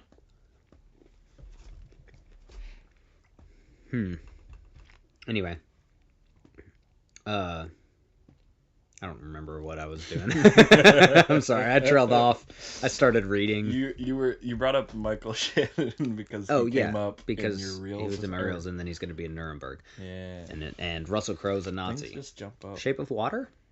Russell... what are we doing keywords? That's how my brain runs. Just repeating hashtags right now. I think he's glitching out. Was Russell Crowe a Nazi in The Shape of Water? I didn't even know he was Michael Shannon. Oh no, Russell Crowe was the charismatic Nazi, not Michael Shannon. No, you said Michael Shannon was... I might have said that, but know what I mean, not what I say. Gosh. Don't listen to what I say, Ben. Listen to what I mean. Look, listen to me, but understand nothing. Yes, I understand literally nothing. Look at him, but listen to me. Oh, Russell Crowe needs another movie to come out. The last thing he was in was Craven. Ooh. Man. Yeah. That was a weird choice for him. Also Thor 4. Why is he doing this to himself? Why is he doing weird stuff? Russell Crowe, Ridley Scott, both of you, stop it. Stop it. Bad dogs. No. No. Russell Crowe was in a weird, like, stalker truck movie. Soccer truck movie? Stalker. Oh, Stalker. Oh, yeah. Remember that? Yeah. That was weird, too. He was playing, like, a fat, obsessed dude. Yeah. Yeah, that was wild. I was like... This is kind of weird. It seems like a good premise for like an episode of NCIS New Orleans, not for like a 2.5-hour movie. Yeah. Wait, so Michael Shannon was a Nazi in The Shape of Water? Pretty sure. Was Doug Jones the fish? Yes. Ah. Of course he was. Of course he was. Is he ever anything else? Who else is thin enough to... I don't know, but apparently the new alien guy. Xenomorph. Oh really? He's done like 2 big creature performing things in a row apparently, and they're like, oh, he's the new the new guy. Oh, that's one thing I wanted to ask you about. There was a crap. It was about like reboots and what they should reboot, like what they should give because they're rebooting everything. Yeah. And like some things are getting left in the dust. It was when we were talking about Tron. It made me think of something, but I can't remember what it was. Crap. It was like The Last Starfighter. War Games. What would you want rebooted? If it was to be done well. It's a big question. It's only like 5 words.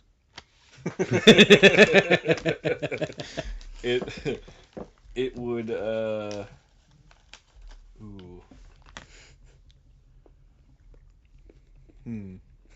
Ooh. I had half an idea there for a second. Because like there are some things that do not need to be remade. Yeah. Right? Yeah. Like you only need to remake something if like updating it would make it improved in some way, shape, or form. Like, oh, visually it's a little lacking or whatever. If they did an actual true to the books version of Gone with the Wind.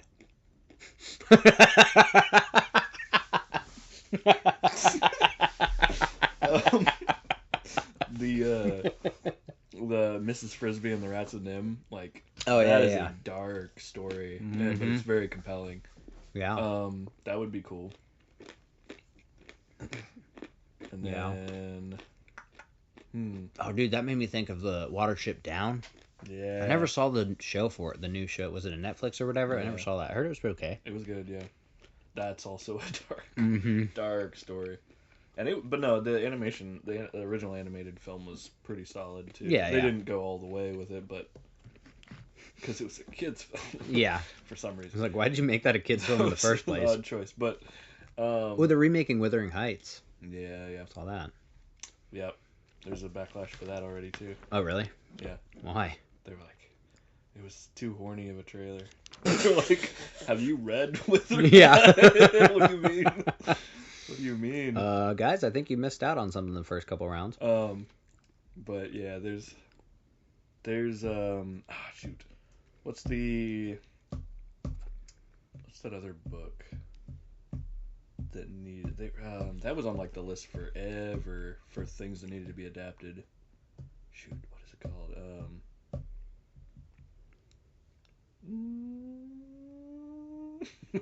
I don't know, dude. I'm asking you. Well, what do you? I'm thinking of that. What's something you wanted to be adapted? Let's. Ooh, that's a good question. All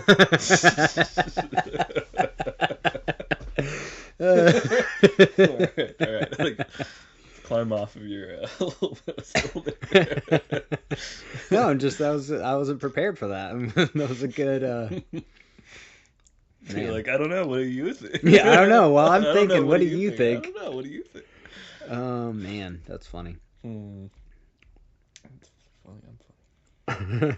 Let's see. What would I want adapted? Dude, this is one that it's like let's go the other route because I know something I never want them to touch. Well, yeah. Like there's a few though. I guess we should do this. Remake 3 or adapt 3 or whatever you want. Like if it needs an update from a movie or a show or whatever. Like it doesn't have to be an adaptation of a book or comic or anything. It can just be like a remake. And then there's 3 that like never ever touch. My number 1 for never ever touch is the Iron Giant.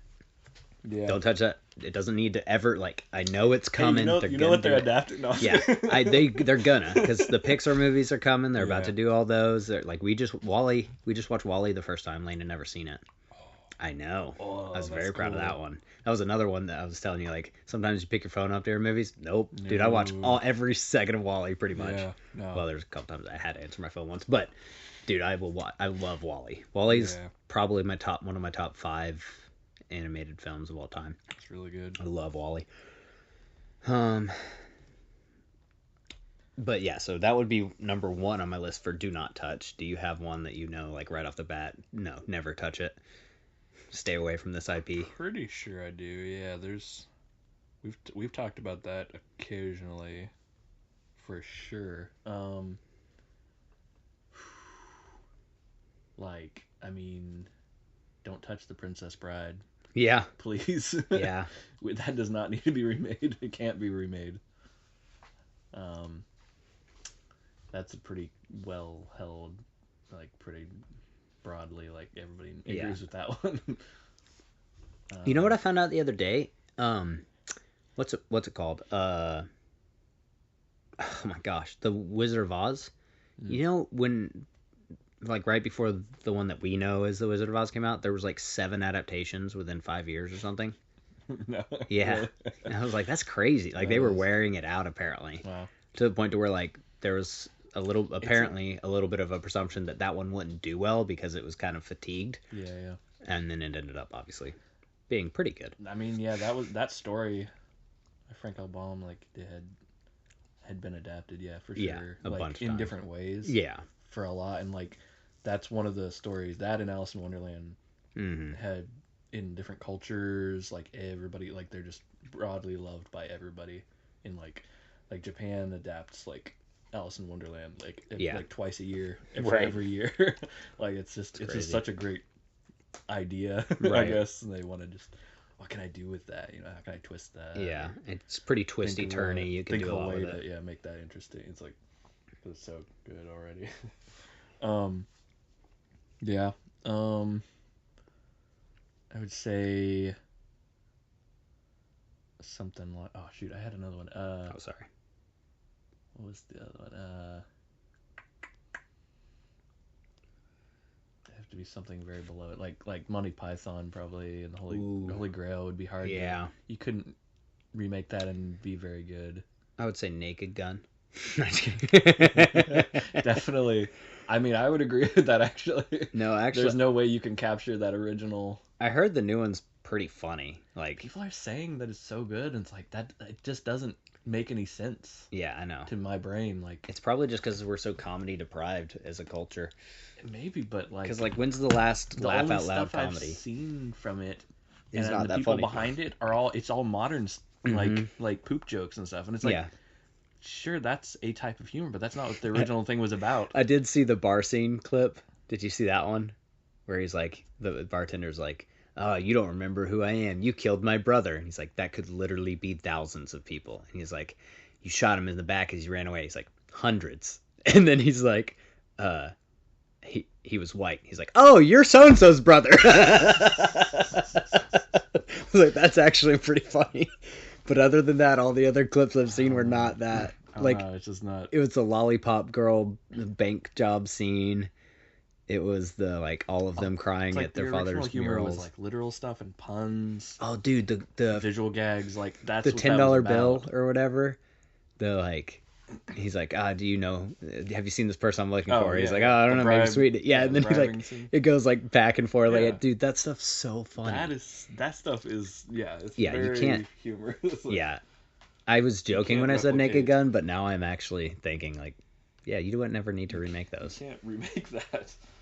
You just release it as a collection, collection. And there's some stuff in it too that it's like. It's not even really humor for like today, but you understand that it was even funnier back then, and that almost makes it funnier now. You know what I mean? Where it's like that type of goofy humor isn't really what's in right now. No, definitely not. And so like you understand it. It's like, yeah, if I made that joke right now, it's very niche. Yeah, if I made that joke right now, it wouldn't really be that funny, but it's funny because it was funny then, and it's understood, or I don't know. Niche Austin is a good Powers word. is like similar. Yeah. And even that, like, nobody would get now. Like, generally. Right. Yeah. They wouldn't find it as funny. Yeah. I don't know. So I don't know. I did have the thought recently because I'm playing through the Uncharted games. Yes. Those would be a great remaster. Like doing a remaster of those, just the graphics kind of just need to be updated like the first couple, and it would still like be fine. They're great games. They should make an Uncharted movie. No. Yeah, that would be good. They could make a movie out of that. They could make a really good. The way that you think, I was once a naive child. No, I'm just saying it's never been done. They've never tried it, so they could try an Uncharted movie, and it might be pretty good. Yeah, it was like Avatar: The Last Airbender. They could make that a movie. You know, it's never been done, never been tried. You could make a movie out of that. The new show's pretty good, but. I don't know though. I don't think that should be read. No, obviously not. Although they are. Yeah, they are. No, I would say I don't think Naked Gun would actually be on my top 3 of don't makes, but it's definitely a choice. Like you could choose it, and I would be like, yeah, that's fair. But dude, I don't know. I think most of mine are animated actually, and maybe this is just because a lot of animated for don't or for do for don't. Oh really? I think that's what a lot of people think. They're like, oh, or no. What did they say? They were like, you should remake bad. You should make animated versions of bad live actions or something. Oh yeah, I could see. Like, maybe. Okay, maybe. Better than making live actions of good animated. Yeah. Like, well, I've never understood that. It's like, oh, hey, let's make, and I know it made $1 billion, but like The Lion King. Mm-hmm. It's like, that's still, like, you can show the original The Lion King to anybody, any kid nowadays, and they're not going to be like, oh, this animation, like, no, it's a good cartoon. It's good. Yeah. Like, it's still really good. Yeah.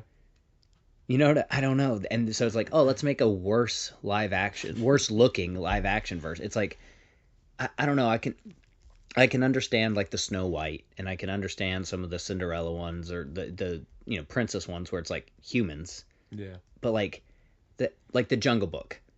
Yeah. The animated one's better because of the stuff you can do in animation that you can't make fake looking real life animals do. You know what I mean? Like the snake contorts in weird ways even for a snake, and the panther does like kind of panther things, but it's because it's animated. You know what I don't know. It's just like you can't. I know I called them the snake and panther and didn't use their names, and that's terrible of me. But you know what I mean? Like hiss in the it's I don't know. There's things where it's like it doesn't make sense. Like I said, the princess ones, like even Beauty and the Beast. It's like you could do. I can kind of understand making a live action Beauty and the Beast, but like it's not like that stuff was outdated. I mean, I guess it is because it's old, but just because it's old doesn't mean it's outdated. Like Monty Python. Is Monty Python outdated? It's like, no. Yeah, it's its own thing, so it's not really even time. It's timeless. It's timeless. Kind of. That's Snow White. Snow White's timeless. Yeah. Or like, I don't know. Like, obviously I'm not a fan of the live action remakes for stuff, but that's why I think maybe my third one might not be animated, but most of mine would be animated, because it's like, what would be the net gain out of making an Iron Giant live action? You know what I mean? Or even a remake. It's like, does the animation not hold up? No, the animation really holds up. It's actually one of the better animations out of most animated movies. What are you trying to improve on? Yeah. Like, I know they're making Toy Story 78 or whatever, but it's like if they remade Toy Story, the first one. It's like, why would you do that? Like, what are you going to improve in Toy Story? Nothing. Yeah. It's basically perfect in the capsule that it's in. Like, leave it alone. Yeah, still holds up very well. But most of the ones they've remade hold up. Yeah. Like, there's nothing wrong with watching Beauty and the Beast, the animated one. It's like, we didn't need the Emma Watson one. And if now, it's been like, I don't know, a decade or something since that one came out. I think it was like 2015 when that one came out. Yeah. If somebody said, hey, do you want to watch Beauty and the Beast? I would assume they're talking about the animated movie. Right. So, at least in my brain and from my perspective, it doesn't, like, I guess the new one didn't do its job because it didn't replace the other one. So you're going on record as saying if parents show the live actions to their kids these days, they're bad parents. Yeah, right? They're terrible parents. Okay, cool. They shouldn't have had children. Just kidding. I wanted to get that clip for reels. Yeah, clip that for the reels and make everyone hate me. No, it's like what I'm saying is I don't know why you would, like, what the benefit of it would be. Like, if you put on Beauty and the Beast and your kid was bored, and then you put on Beauty and the Beast live action and they weren't bored, send the kid back, get a new one. They've got something functionally is wrong.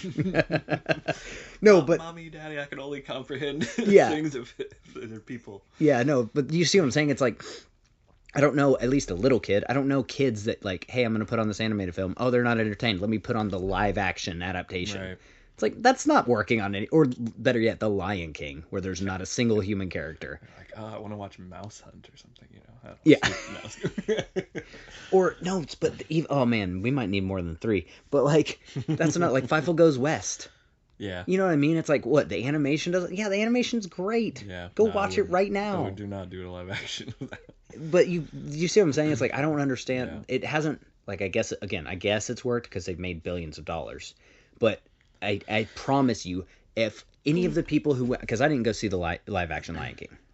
I wasn't a big fan of the Lion King growing up. Like, I didn't watch the Lion King until I was like 13 or 14, which is pretty late for most people. Yeah, yeah. But, like, I didn't see it until later too. Yeah, it was much later when I saw it, but I still like it. Like, it's still good. But if I said to anyone who watched the live action remake, if you can even call it live action, I guess it is. Whatever, the mocap remake, whatever. I don't know, the newer one. But if I said, hey, to any of those people, hey, you want to go watch The Lion King? I guarantee unless they hadn't seen the old one, they would assume I'm talking about the animated one. You know what I mean? Yeah. Unless it was somebody who took their kid to see the live action one as their first experience with the Lion King. Yeah. But if I was talking to anyone our age or anyone who had seen it and was watching it as like, I'm watching it for nostalgia. If even now, even though they've seen that new one, if I said, do you want to watch the Lion King? They would assume I'm talking about the animated one. Which means, even though it made $1 billion, the new one didn't do its job because it's not updating or replacing the old. Everyone still considers the Lion King to be the animated one from 30 plus years ago. You know what I mean? So it's like, what do we do? You make an easy billion off of them. What I can't believe is that they made an animated version of Hamlet. What? It's called The Lion King, and I thought you were being literal for a second. I was like, what are you talking about? They adapted a stage play to an animated film. What was I doing that with? There was one of those, like one of the newer rom-coms. It's like a Shakespeare retelling, and I was like, oh, hey, this is just that. And both of the girls were like, what are you talking about? It's like, what are you talking about? You don't know what this is? Yeah. Oh, what was that? It wasn't Hamlet, but it was one of the old...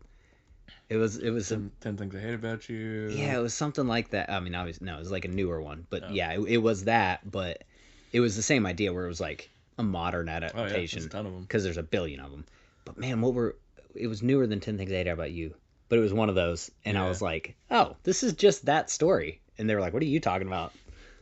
Like, no, like that's the original. I was like, this is Shakespeare.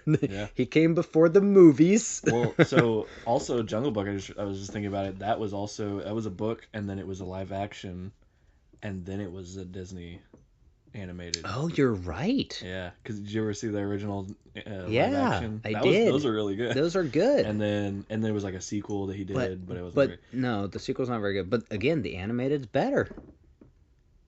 It's better. Don't even look at me like that. It's better. I mean, I have a lot more memories with the live action. Oh, really? I just realized it just popped out of nowhere. I've seen that a lot more than back maybe in the day that's why. But I was thinking like when I remember Jungle Book, it's the animated one, not like I can remember the live action one. Iconic in its own way. And then, but have you seen Mowgli? Yeah, the most recent, really recent. That's an okay way to do it, where you're like, it's a retelling. This is a different story, pretty much. Yeah. But it's like, the live action one of the Disney one was where they were just doing like, it's not shot for shot, but it's like they're trying to be, and then they cut out some stuff, of course, and added their own. But it was like, that's unnecessary. That's what I'm saying. It's not a retelling. It's just telling it's again. Just saying the same thing. That's one of the main problems. But yeah, so with that being said, I think my top 3 for Don't Ever Touch would be The Iron Giant. Oh man, I don't think I would do Five Goes West, but that's up there. Just because, like, I don't know. You got The Princess Bride, so I don't need to get that one. The Great Mouse Detective. Yeah, I'm not as fond of The Great Mouse Detective. Really? I've only ever seen it once. Ooh, I love that one. See, I watched Five Goes West a bunch. I did too. I've only seen The Great Mouse Detective literally once in my life, I think. Five Goes West. Five in the Haunted Mansion, or whatever that other one was called that I never saw. Yeah, that was like a TV movie. Yeah. There's a few of those. I saw it at the library, but I was like, what is that? Is that like a Scooby-Doo episode? Fake one. Yeah. What is... Oh, man. I had the second one in my top 3, but I can't remember what it is now. It's probably Casper. No. Pirates of the Caribbean. No, I don't care. They can remake that as much as they want. You want to see an animated version? No, as a remake. I want to see Johnny... I think there was. Wasn't there like a Disney show that was Pirates of the Caribbean? Oh, I have no idea. No idea. I know there was a comic. Well, see, that's why I wouldn't care if they redid that one, because the old one would still just be the Pirates of the Caribbean to me. No, I think... that's what I'm saying. You wouldn't replace it. Yeah, I don't know. Well, yeah, I'm trying to think of what's as sacred to me as something like the Iron Giant. Okay, yeah. Because, like, there's plenty of things I like. Flipper. No.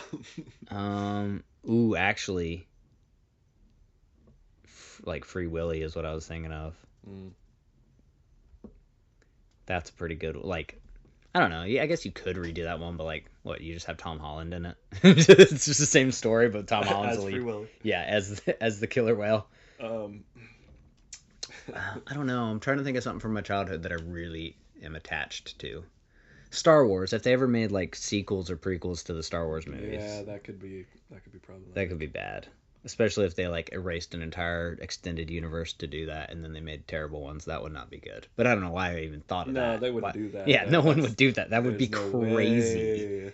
That would be insane. No, yeah, I don't know why. Dude, I'm so creative. I just came up with that on the spot. That's wild. It's pretty good. What a terrible alternate universe I just envisioned. That's true in a reality. Now that I've thought of it, ooh, that's sad. I just created a reality. There is a parallel universe. There's a universe now where what I just said. I'm sorry for those people. I know. They are in the darkest timeline for sure. Must be. Maybe Community. Yeah, don't remake. Community shouldn't be remade. Yeah, that probably shouldn't be remade. I'd say The Office, but the one that I'm referring to is a remake. It's the American version of The Office. It was already remade. I tried to get Lane to watch the original Office, and she's like, "I'm not into this." I was like, "Fair enough." It's a different type of acquired taste for sure. Yeah, it would have to be something, very sacred, very... I don't know. I need time beloved. to think about. I think if there was one I wanted them to remake, it would probably be like a good version of the Three Musketeers, because they tried to remake the Three Musketeers and that was terrible. But again, do you even need to? I don't know. Like, what could you update about the Three Musketeers? That's been remade so many times. No, there's just the one. Did you ever watch the show? It was actually kind of entertaining. It was like 2013, 2014. Recent one? Yeah. No, I didn't. It was. I thought about watching. I watched 3 or 4 episodes. It was fine. Like, it wasn't anything drastic. Did you see the like Spanish one that they just did recently? No. That one actually kind of looks fun. I kind of want to give that one a shot. I was mostly joking because the Three Musketeers has had so many remakes. And they're all good. Every single one of them. No, but like, what is a good? I'm just trying to think of that time period of like, they could remake Batman.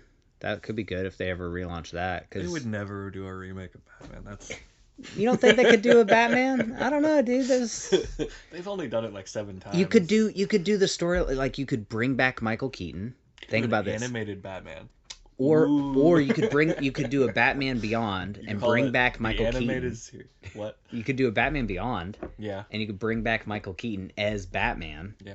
And you could have... No, that would work. I mean, that one's... Yeah, and then you could have Tom Holland as Terry McGinnis. It's just Tom Holland. It's just Tom Holland and everything. He's the only 20-year-old in Hollywood. He is the new Pedro Pascal for next year. He's the only white 20-year-old guy in Hollywood right now, okay? True. That is true. That's facts. Him and who's the guy in Wuthering Heights? Elordi? Jacob Elordi. Yeah. They're the only 2 white people, apparently. They're the only ones left in their 20s. What happened to Austin Butler? He was just relevant. He's 30. He's gone. He's like 32, 33. He's already old school, bro. Tom Holland is like 40. What do you mean? Yeah, but he's not really. I mean, you can cast him as a 12-year-old still. It works. He still looks like he's about 15. Yeah, true. No, how old is Tom Holland? He's got to be. He's almost 30. 35. No, he's not. He's like my age. Wasn't he pretty young? I think pretty old. Pretty young. Like he's playing like a lot younger. He is playing like 10 years younger, but pretty sure. I typed in Tom Holland. The first thing that pops up is relationship status. Yeah. No, just want to check it in. He's 29. He's still in the 20s. What? He's still. He's young. He got famous young, dude. He was Spider-Man. He was Spider-Man when he was like 20. Yeah, but. That's crazy. He was already like 30 something. That's crazy. That made me so sad when I saw him get cast as Spider-Man, and I was like, I could have been Spider-Man. Someone my age is Spider-Man. Yeah. It can happen. No, so yeah, but I mean, like all the younger guys are not younger anymore. Like Andrew Garfield's like 40 something. Yeah. And he was babyface not long ago. Like, do you remember him in The Social Network? He was babyface. Yeah. Pretty young. I'm trying to think. Yeah, 20 year. Let's see. Actors, 29 and younger. Let's see. Timothy Chalamet is still in his 20s. Okay. Well, yeah. Barely. He's 29 also. The Jacob Elordi. What did I say? Taron Egerton is like older right now. He's probably older. Yeah, I mean, he just played a dad in that one movie. That's crazy. Yeah, that is weird. That was weird. I was like, you're still... That's not right. Yeah. I always spell his name wrong. Yeah, he's 35. Yeah. Still pretty young. Yeah, he can pull off 20s still. Sure. Easy. But yeah, dude, all the younger guys. Let's see. But even Jacob, how do you say it, Elordi? He's 28. Really? Finn Wolfhard's 22, so I guess he's still young. Yeah, he's got to be pretty young. But they're getting older too. All the guys all the ones that popped up are from Stranger Things. Yeah. No, they were like like that's one of those shows where they're like, oh, we're gonna grab all of these guys because they're all young stars. Like that's what that kind of show can do for you. Asa Butterfield still in his 20s? Whoa, that's great. He's 28. That's wild. He's been young forever. He has been young forever. That's weird. He's had a lot of work. Florence Pugh's 29. Who'd you say the other guy that has the medical drama now? Timothy Chalamet? No. He plays like a autistic. Freddie Highmore. Yeah. Like he's probably 35. Probably just about to be 30. Because if you know anything about actors, they're 24, 25, and then they're 29, and then they're 35, and then they're 42. There's no in between. They never tell their age. Oh, I was wrong. He's 33. I guess 33 is a choice too. It's one of the ones you can choose. You can choose 24. The way you said that. Yeah. It was like, you can choose 24, 25, 29, 33, 35, and then you're 42 or older. Those are the only choices. Dude, the Spiderwick Chronicles came out in 2008. That's one that I would be on my remake list. You could redo the Spiderwick Chronicles. Well, actually, it was. It was just remade. Oh, really? Yeah. It's a show. I heard they were going to. I didn't know that it. Yeah. No, that was a show, but they didn't market it. What? Oh my gosh, you're right. Yeah. Oh no. Oh, this looks terrible. Roku original? Why would they do this? Yeah. Oh, maybe it looked like it had money behind it, but it was from Roku. Odd. Yeah, no, it did. It looks like a show. Why does this? Hold on. It looks like a Netflix show. Hold on. It's got Christian Slater. Yeah, he's the head of it. He is the. And that's it. No one else has been in anything before. That's not true. Some of these people have, but like, he's definitely the big name. Yeah. Which is funny. Yep, he's the draw. Whoa, dude, you're right. They did 46% on Rotten Tomatoes. That doesn't mean anything, but 5.3 on Prime, 5.3 on IMDb. Consistency is key. Well, I wish they would remake it well. Again, we're talking to the wizard, the all-powerful wizard of like, if it's remade well. I would still have Spiderwick Chronicles on that list because I like the Spiderwick Chronicles a bunch. Oh yeah, they're redoing Narnia already. Yep. That'll be definitely good. That I want to see a good remake, but I kind of don't want people to touch as well. They don't remake it very well. I'm cool with them never touching that ever again. Yeah. Lord of the Rings. Oh, they should remake that. You're right. No. No, that's not what I'm saying. The Hobbit. They could remake The Hobbit. That was not top tier cinema. Nah, they can just leave it all. Just leave it alone. They need to make a Silmarillion. No. Oh wait, we have the Rings of Power. We'll be fine. I'm trying to think, dude. I don't know if there's anything I want them to remake. I would have to go with something that hasn't been in like movie or TV form, like a comic or something that hasn't been made yet. I don't like that they remade Ben-Hur. Oh, they did. That was like not long ago, was it? Yeah. That was like 2014, 2015. Yeah, that was about 2015. Didn't it have dude in it? It had Gladiator dude in it, right? Or who was in that? I'm wrong. I'm definitely wrong. Was that another? What's the dude's name from Avatar? The guy that I don't know why they keep casting him. Sam Worthington. Was that another Sam Worthington role? I don't know. Feels like it could be. I don't know. Jack Huston. I don't know who that is. Jack Houston. Oh wow, this didn't have a lot of people in it either. That's weird. Why wouldn't Ben-Hur have like top casting? Yeah, it was like trying to make a little TV movie.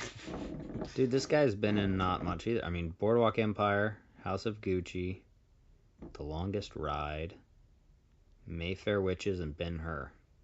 It's a weird assembly of movies. Yeah. I guess Morgan Freeman was in Ben-Hur. That's enough. Everybody go watch that. How? I'm not recommending. A 2 hour and 3 minute Ben-Hur? Why? Why even do that? It needs to be 3.5 hours, otherwise it's not Ben-Hur. Mm-hmm. Dude, I remember watching Ben-Hur for the first time, and I was like, "This is like a full school day." That's what it felt. I was like, "This is all of like." It feels like you've been there for a week. It does. When you're done, you're like, "Oh my goodness." That guy should act in more stuff. Charleston Heston. Yeah. Yeah. Yeah, he would have been good if he had been in some more stuff. Yeah, wish we could have seen him in more things. Did you ever see what's it called? Dead Men Don't Wear Plaid? No. Yeah, that's pretty good. The 10 Commandments. Do you remember those? Yeah. Oh yeah. Dude. I've seen that so many times. I was about to say, how many times do you think we watched those growing up? The Omega Man. I watched the VHS's, the 2-tape VHS set of 10 Commandments probably twice a year. That's what's wrong with you. So many times. Yeah, no, that's fair. We saw those a lot. Yeah, Narnia, I'm cool if they never it could be done well, and you could remake it fine, but I don't know if I want to use one of my 3 remake options on that, because it's still pretty okay. But they never maybe if you could finish the series. Yeah, if they could ever finish the series, that would be interesting. You know what I mean? That's quite a task. Or if they could make a good Percy Jackson adaptation, that would be cool. Yeah, that's going to be tough too. You know what I don't know. I don't care enough about that one to waste one of my 3 on that either. Man. Ooh, Terminator. Might use mine on Terminator. I mean... If I could do Terminator 1, Terminator 2, and erase everything after, that would be my other. Sure. Never touch. Yeah, that'd be fine too. You know what I mean? You could leave Terminator 3, I guess. But you don't need to. That's one I don't know if I've seen. What? It's 3. You've made good life choices, my friend. No, isn't that the Lady Terminator one? That's the one with the... There's actually some cool action scenes in that one. Yeah, I might leave that I was one. Like, that was one I found. I finally found the thing for it again. I was like, wait, I don't remember any of this. I was like, maybe I haven't seen that. And like, sadly, I've seen some of the ones after that, but I was like, maybe I somehow missed that one. Weirdly. Tom Hardy was in something called A for Andromeda, which is... Oh, yeah. Yeah, it's, I don't think that one was... I don't know if that one was good.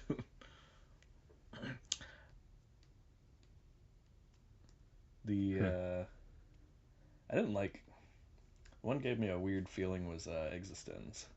That one needs to be unmade. I don't know what that is even. That was a weird... let me see here. I think it had some kind of... It had something to say, basically. Ooh, okay. Here's movies that need to be remade according to... I just Googled it. So do we want to go with Google's list or IMDb's list? I guess IMDb. IMDb has one on here. Guyver, The Dark Hero. Yeah, that's fine. Frankenstein from 1994.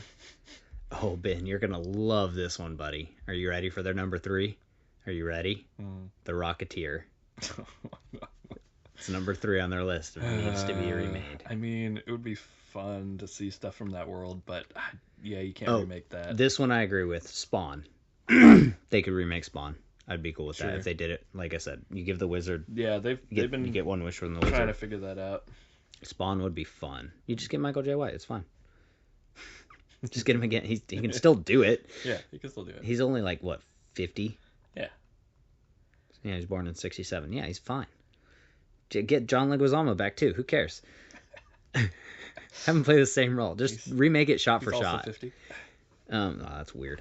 Resident Evil is on here. Why is Resident Evil on here? They make a Resident Evil every year. Yeah, they keep trying to remake that. I think, make it more based on the games and more serious this time. Oh, they give little notes. Oh, actually, they are doing that. They're making the new one is going to be based on the game, like one of the games. Nice. again. So Spawn, their note for this is make it R-rated this time. Well, yeah. Yep. Ooh, Buffy the Vampire Slayer, the movie. That could be remade better. It says have the story of the original film, but have it dark like the TV series, which that would work. But also, just don't touch Buffy. I know they're remaking Buffy right now, like that's in the works. It's the thing it's supposed to come out in 2026, I think, actually. Really? But yeah, leave Buffy alone. Buffy, the show did it. I feel like the show, we're good. We don't need a movie remake. Oh wow, I forgot this existed.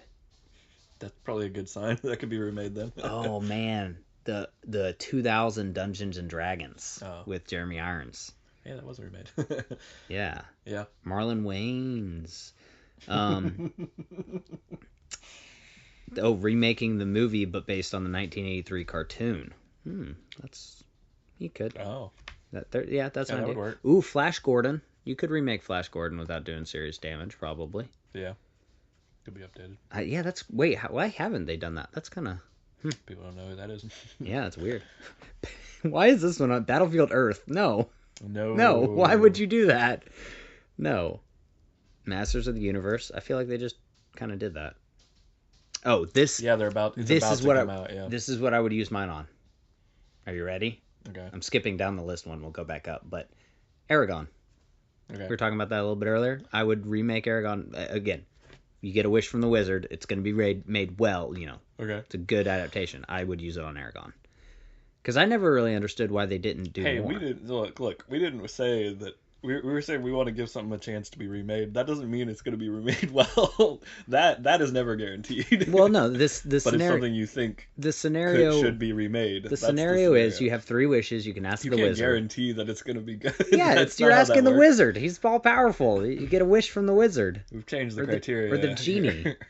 No, I feel like that's the standard criteria, is if it's going to be remade, it's going to be remade well. I was not thinking with that. That was not what I was in mind when I was doing mine. Well, okay. Oh, wow, I forgot Garrett Hedlund was in that movie. He was Babyface. Wow. Sorry, I was looking at Aragon, the OG, the 2006. Why didn't they remake that? Or, why didn't they continue? I guess, did it bomb? Yeah. Which is kind of wild for back in the day. I feel like it was actually pretty good. Wasn't it adapted way after the popularity? No, I think it was it came out during while it was. It was before the 3rd book even released. I think. Really? Wow. I'm pretty sure. Well, I don't know why it bombed then. I don't either. And that dude hasn't been in a whole lot either. No. Oh, I knew I recognized him. It was adapted by a smaller company or something. Yeah, I don't know why it didn't do it. I mean, let's see who was. Stefan Frangmir. I don't want to mess that guy's name up. Why is he coming after you? No, he just. I don't want to. I don't know. He doesn't listen to this episode. He might. Okay. Oh, is the only thing he's ever directed. That's not a great sign usually. But yeah, that's what I was saying. I think it might have been a lesser. Let's see. I'll look it up real quick. Aragon. Roadshow pictures. The book came out in 2002. Okay. Let me see. Hold on. No, wait. That was on the copyright. The Aragon book release date. Hey, how specific you have to get with Google sometimes. Yeah. August 26, 2003. So it's 3 years after the first book came out. Okay. Which is not that long. That's pretty in the when it was popular. Yeah. So yeah, I don't know why it did. I guess it just wasn't good. I mean, that'll do it sometimes. I mean, sometimes there's situational stuff too that can derail an entire thing, even if it was going to be good. It's yeah, the director and the producer were fighting and Four stick he tanked this yeah. or whatever. It's there's also that kind of stuff that can happen. Mono's Hands of Fate is also on IMDb's list. I've seen that. I'm sorry. That's that's not good. That's an hour and 40 minutes or whatever of your life you'll never get back. That could be. Well, no, I watched it with MST3K, so it was okay. It was all right. It was all right. It was fun. Oh, okay. Alec Baldwin classic, The Shadow. That could do. I could. Never seen that. I could do a remake for that. That'd be fun. I mean, I couldn't, but it would be okay if somebody else did. A good remake of Green Hornet would be good too. I was thinking the same thing. Although, dude, let's be honest. The remake they had is pretty much all we needed. You know, I mean, just terrible. nailed it right off the bat. I don't know about that. Seth Rogen, probably the best performance of his life. Mm. Who starred in that with him? John Chu. Was it? Baby John Chu? Yeah. Wow. Yeah, it was a comedic duo. I didn't realize that. Oh, okay, maybe it was good. Maybe I was wrong all along. I wasn't. I think I'm right? Here's that right? I don't know. That's what I was asking you. I don't know. You're the master of all things Green Hornet. Oh, you're gonna love this next one. This one might be on my never touch list, actually. You never won. Oh, they just remade both of those. This list must be old for IMDb. Because some of these they did remake. Is it? Yeah. Okay, cool. Cameron Diaz, Christoph Waltz. Yeah. That's right. Yeah, he was the bad guy. Wow. Even back then, playing good bad guys. All right, you ready for the next on the list? There's only 4 more. Okay. The League of Extraordinary Gentlemen. Yeah, that should get a remake. But it shouldn't, should it? It was so good. It was one of the worst films I've ever seen. It's so good, dude. And the story and the comic is great. Like it's a great idea. The movie might be on my never remake list. It might be. I love Why? that movie. It's so good. Dude, I rewatch it maybe 3 times a year. Why are you using air quotes when you say it's so good, dude. He is, people. He's using huge air quotes. Huge. And smiling. His hands grew when I don't know how he's managing this. I'm just, dude, that director, so good.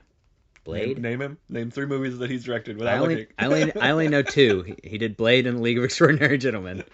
Wait, he did Blade too? Yeah, and his name is Stephen Norrington. Look it up. What? I think. Or Stefan.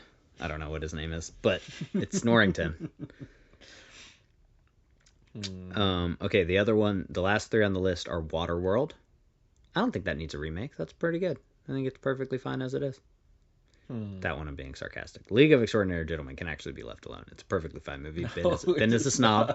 Ben is a snob. But Waterworld, I'm pretty sure that everyone can agree with. Not everyone. This thing has a 5.8 on IMDb, so you're more than half wrong. 5.8? You are. Yeah, that's a totally rewatchable score. 5.8 out of 10. It's got a meta score of 30. What? 30. Okay. Because they do out of 100, right? Yeah. Not interested. Stop. Go. Okay. Wait, here he is. Yes, 30. Somebody's review. Are you ready? Yeah. It has the sweat stains of wasted energy. So good. I need to follow that person.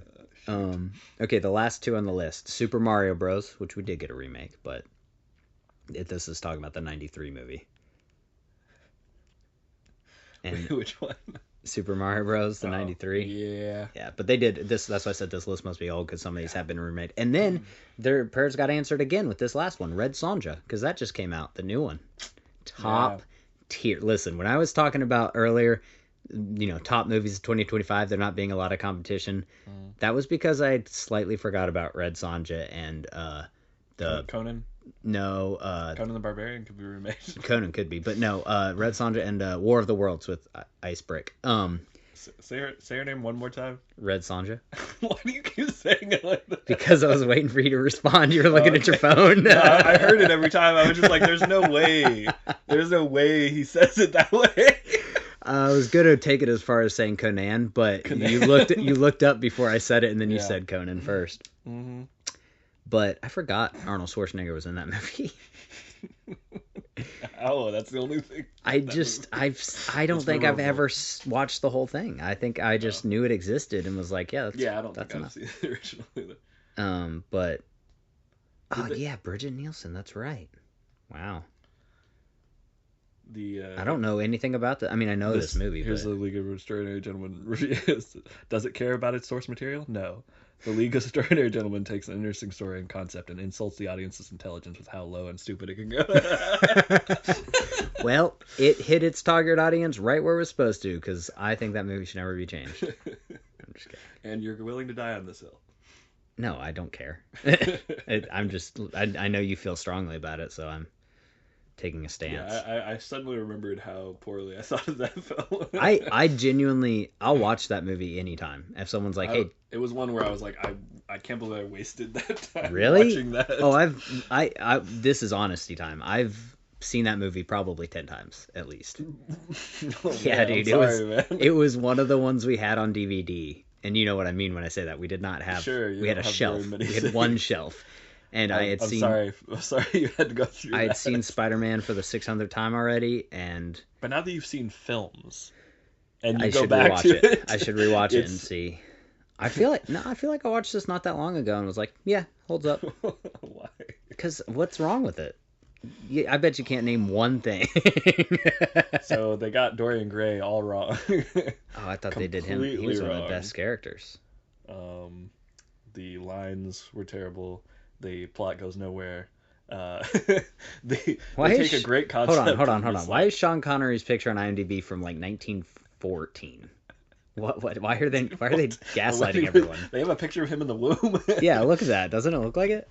No, that's his Mr. Dr. No. Yeah, that was in 1871. 1871 went longer than 100 years. Oh, I forgot Shane West was Tom Sawyer. He was so young in The League of Extraordinary. That's Shane West. That's Shane West? Yeah, dude. He must have been 11 years old in that movie. Hold on. Okay, you do the math on this for me, because I'll look up when he was born. He was born in 78. Yeah, so he wasn't even 30. Because that movie came out in, 2003? Yeah, so he was 26. That's crazy. Why did people look so young back then? Wait, which Tom Sawyer then? In Tom Sawyer in The League of Extraordinary Gentlemen. I was like, I thought you were talking about the original Tom Sawyer movie. No. Tom Sawyer from League of Extraordinary Gentlemen. Okay. But yeah, that's Shane West. That's crazy. Maybe I haven't seen this movie in a long time. Is it bad? That's wild. Is it bad? I've been lied to my whole life. I thought this movie was good. No. I need to watch this movie. Dude, Shane West was Bane in the Gotham TV show? I need to watch this show.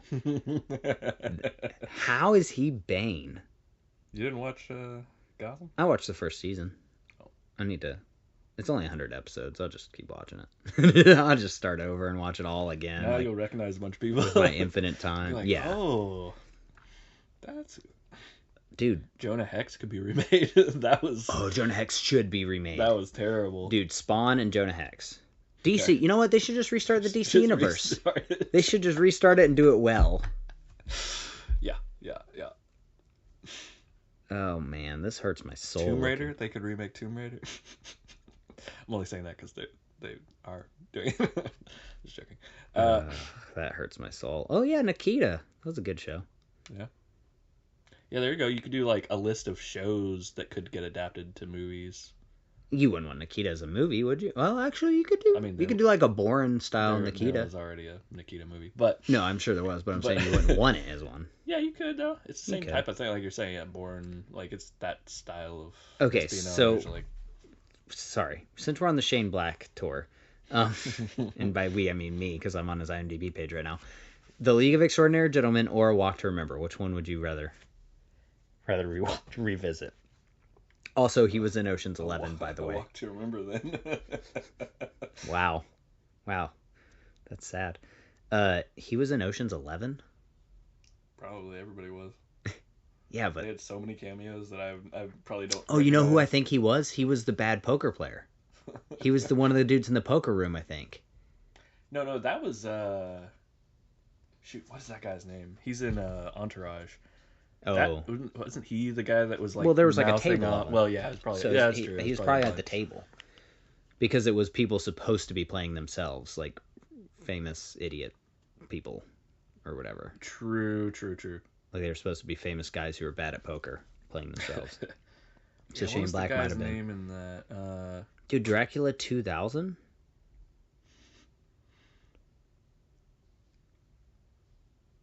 What is this movie?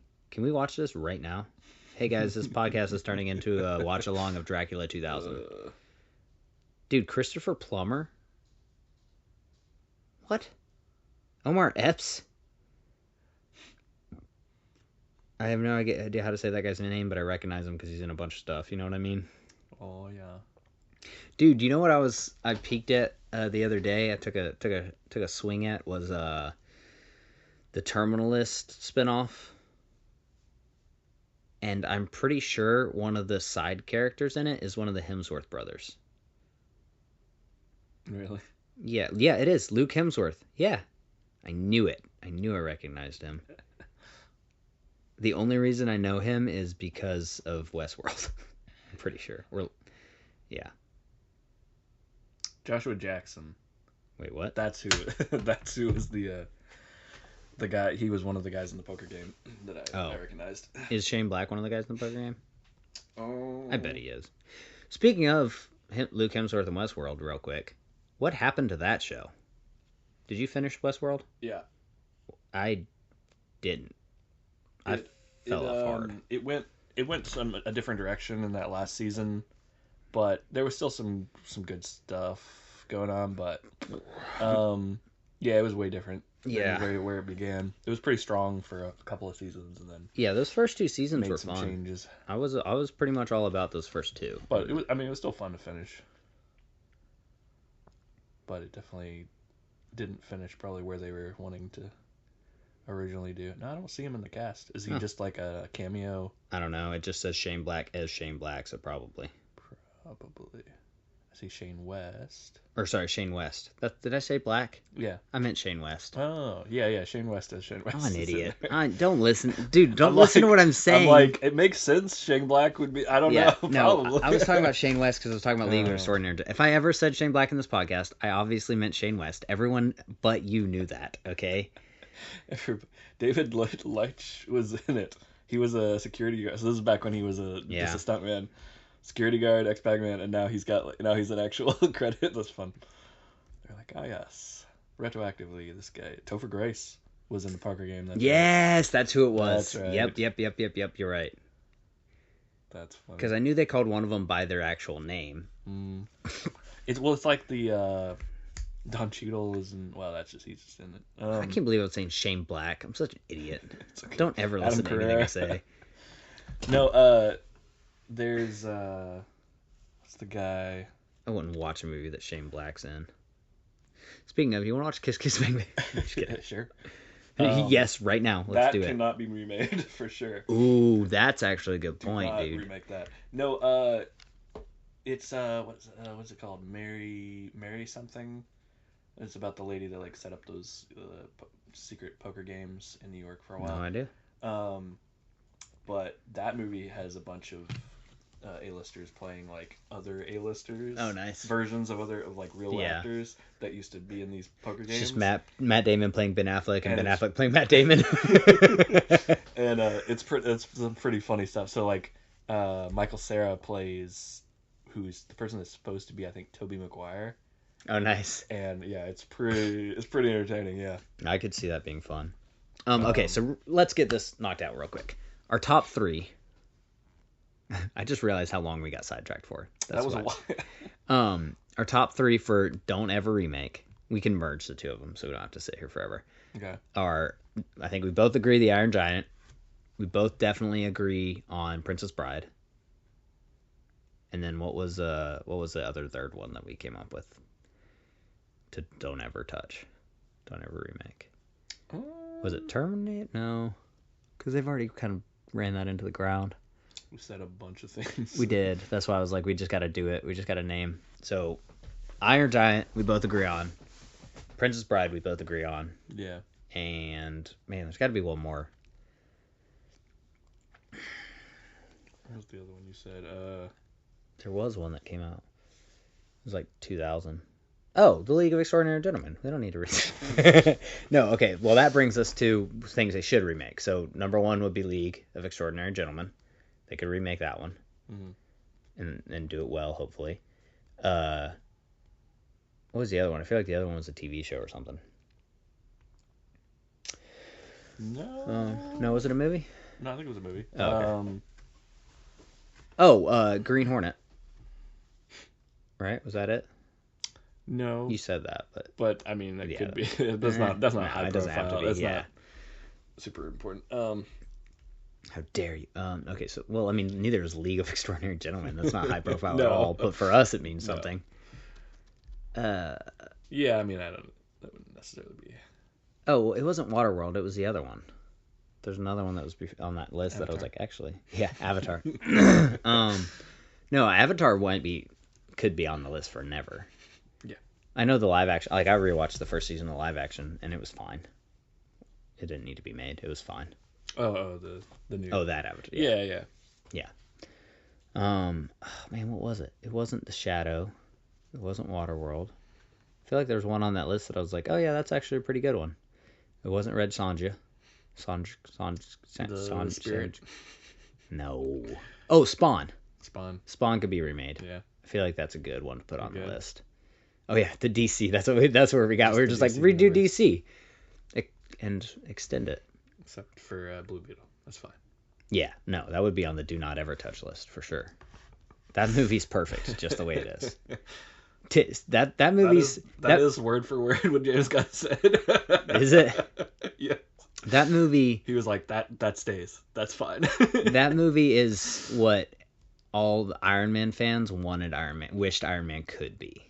Is basically what Blue Beetle is. It's a better, good version of Iron Man. You know, that's really what it is. If you think about it, long and hard, on lots of drugs. Lots of drugs. Dude, why did they make that movie? Doing this, the fans, they're never gonna know. The listeners are gonna be very confused as to what you actually like. This guy likes everything and nothing at the same time. What is he? He only likes terrible stuff. I don't understand. No, I don't like the Blue Beetle movie. Although I wasn't like offended by it. It wasn't terrible. It just wasn't good. Like, I don't know why they made it. Like, especially at the time, because DC was in that weird limbo of like, are we going to keep going? Aren't we? Right. It's like, why would you do Blue Beetle? Like it's like James Gunn. He's trying to launch the new DC universe, and he's doing a Clayface movie. Like, why are you making Clayface, man? Don't make a Clayface movie. Why are we doing this?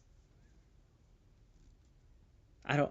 He likes to pick out like specific. No, I'm cool with it being like a pet project. I'm fine with it being made. Like, make the movie. It's probably going to be good. But if you're trying to get like public interest, like if you're trying to get a lot of people into your new DC, right? Your new movie universe, you don't start with a Superman and a Clayface. You know what I mean? Like, you bring out the heavy hitters, or you build to the heavy hitters. You don't start with an obscure rogues gallery and he said it's going to be like a semi-horror movie. It's like, that's not going to... Horror movies on their own very rarely have large, viewerships as just horror. Like, you have to be an exceptionally good horror... What I mean by it is 70 horror movies come out a year and 2 or 3 pop. Like Sinners popped. Or Weapons recently is pretty big. But even then, like, they're not... Like, no horror movie is going to bring in what a Batman movie would bring in if it was good. For mainstream audiences. Yeah. You know what I mean? Or even Supergirl. Supergirl's probably going to be more of a mainstream movie than Clayface. Yeah. Like, I can totally see Clayface as... It could be... I'm trying to think of, like, a Marvel comparison. It's like if they had made a Falcon movie right after Captain America the Winter Soldier. You know what I mean? Like, once you've introduced the character, he's got a little bit of hype, you could do a Falcon movie. That would have been the time for it. Yeah. It's like, you could do that with Clayface once you've done something as an intro, but you don't do Superman, Supergirl, Clayface. Right. You know what I mean?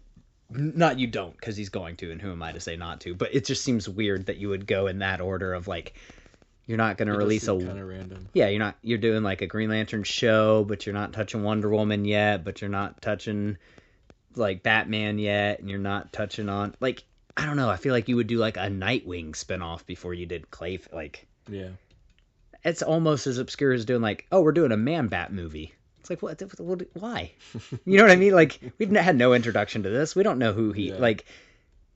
DC fans or comic fans will know at least something about Clayface, but if I don't know. Like, who are you drawing in with a Clayface movie? Didn't they say, like, his favorite villain is, like, Batmite? So he's going to try to, like, put Batmite in something, probably. I think he just loves Batmite. Which is terrifying because now in the comics there's like a night mite, and there's a mite for, like, they're interdimensional imps or whatever they are. Yeah. So there's one for, like, each of the heroes, and I'm like, oh no, James Gunn, don't do it. Please don't do this to us. But I don't know if you saw, but Tom Cavanaugh and Grant Gustin were doing some interview thing somewhere, and they were like, who would you want to be if he cast you? And they were like, Flash and Reverse Flash. Yeah, they just forwarded me your algorithm yesterday. Yeah. It was funny. I was like, oh yeah, that'd be cool. Of course they want to. Just don't have them fight with lightning bolt lightsabers, and oh my gosh, that show. Why is it so hard to get DC right, my dude? Just make it well.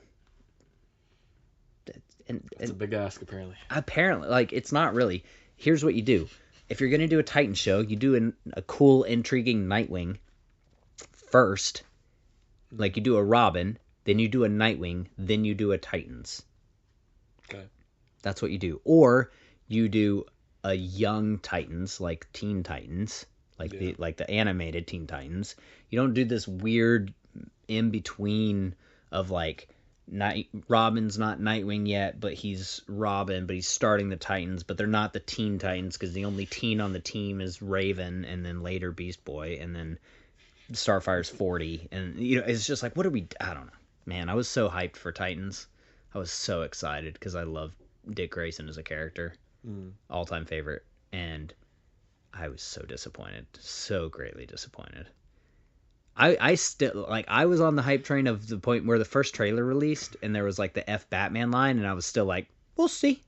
Let's check it out. It could be good.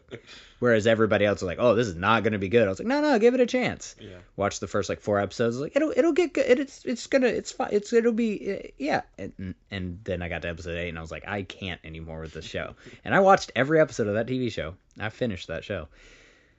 It was not good. But it's so weird the routes that they're choosing to take with these. Like, even Marvel's doing it now where it's like, why are you doing this? Like, you're jumping letters in the alphabet. Everybody knows the alphabet just works. Just go A, B, C, D, E, like, just follow the course. We don't have to jump to, like, J and W just because you like the looks of them or whatever. It's like, oh, they're swirly. Let's do that. It's like, no, just do the Trinity. Well, he's been wanting to do another horror film because that's where his wheelhouse is. Is it? Yeah. Why? James Gunn started with, like, horror. Well, he might have started, but his biggest hit was Guardians, and that's not horror at all. I mean, he had some hits with like Super and stuff too, but yeah, that was why he was on the map for Guardians and all that. But like he did Slither and a bunch of I mean, stuff. I know he's done. That's what he likes to do. That's why he, like, puts little aspects of that in his. Well, that's again, that's all good and well, and you can do, but it's like you sandwich it. I feel like you do, like I said, you get a Superman and you do a hit Superman movie, and you might do it like, even I feel like going Superman Supergirl is still kind of that super kid horror film too. Did he do Brightburn? Was that him? I feel like that was James Gunn. That was really good. I remember liking it. I think you're right. I think it was James Gunn. But anyways, you see what I'm saying is, it's like, for instance, Marvel released Captain Marvel in between Infinity War and Endgame. Like, they sandwiched in, like, at the time, like, Captain Marvel wasn't. That was between? Yes. That's why it got $1 billion, dude. That's, like, it was the only thing that people were hyped about because Infinity War had just come out. That's weird. Yeah. They're like, it was a smart idea. Oh, yeah, this character's about to come out. Yeah, exactly. Here's the origin. Yeah. I thought it was like no, before that. It's wild, dude. They were pulling a marketing maneuver on all of us because it was literally like Infinity War had just come out. There was one more in between the two of them. I can't remember if it was like Ant-Man or something. I can't remember what it was, but I think it was Ant-Man 2. Maybe it was Captain Marvel and Ant-Man 2 were in between the Avengers movies. I can't remember. Anyways, I know Captain Marvel was because I remember being like, oh, this is going to be like super tie-in movie, because that's what they were marketing it as, like, hey, you need to watch this before any of the others comes out, like, this is going to be super important. And it kind of was, but, like, I don't know, that's when you don't introduce Captain Marvel. You don't do Thor 1, Iron Man 1, Captain America 1, Captain Marvel 1. You know what I mean? It's like, well, then Captain Marvel wouldn't have been as big of a hit as the Thor, Captain America, and Iron Man movies. It's like you release it when people are like, oh, hey, I want to learn more about this universe. Let's expand it. Who else you got? Throw them at me. You know what I mean? Like, oh, I like Superman. I like Batman. I like Wonder Woman. What else does this universe have? And then you go, hey, here's a Clayface. Here's a Man Bat. Here's a whatever body horror James Gunn wants to introduce. Like, there's tons of Batman things you could do, but it's also weird to do a straight up Batman villain without having Batman yet. Yeah. You know what I mean? It's like, at least have the universe set up already. The horror aspect is, it's going to be Batman, like, yes. freaking him, like, haunting him. Dude, I would be dope with, like, a more horror side Batman. Of like, funny. Hey, I'm a psychological mess you up Batman. I'd be down for that. But man, you gotta, I don't know. It's weird. No, it's going to be the Joker movie, right? Where it's about a failed actor that is going through psychological problems, and his life is going as a wreck. That's what they're going to do to Clayface. Man. Have to deal with family trauma, and this is they're just going to make him the Sandman of the DC universe. Yes, yeah, that's what's happening. Oh, dude, that's another one I forgot about. They did make a Swamp Thing. Oh yeah, that's what I feel like James Gunn like. Yeah, he would... Swamp Thing could be its own. You know what I mean? Swamp Thing's already his own entity. Clayface, maybe it's just because of my personal perspective on life, but like, I see a heck of a pitch. That's what I'm saying. I see Clayface as a Batman villain. Yeah, you know what I mean? Like, Clayface. What do you need Clayface for if you don't have Batman? At least initially, like maybe if you introduced him and he was super intriguing. Like, for instance, we were talking about Gotham a minute ago. When I was watching Gotham, and they did the Riddler intro. You know, he's on the police squad. He's one of the cops. He's kind of weird and eccentric, or you know, like.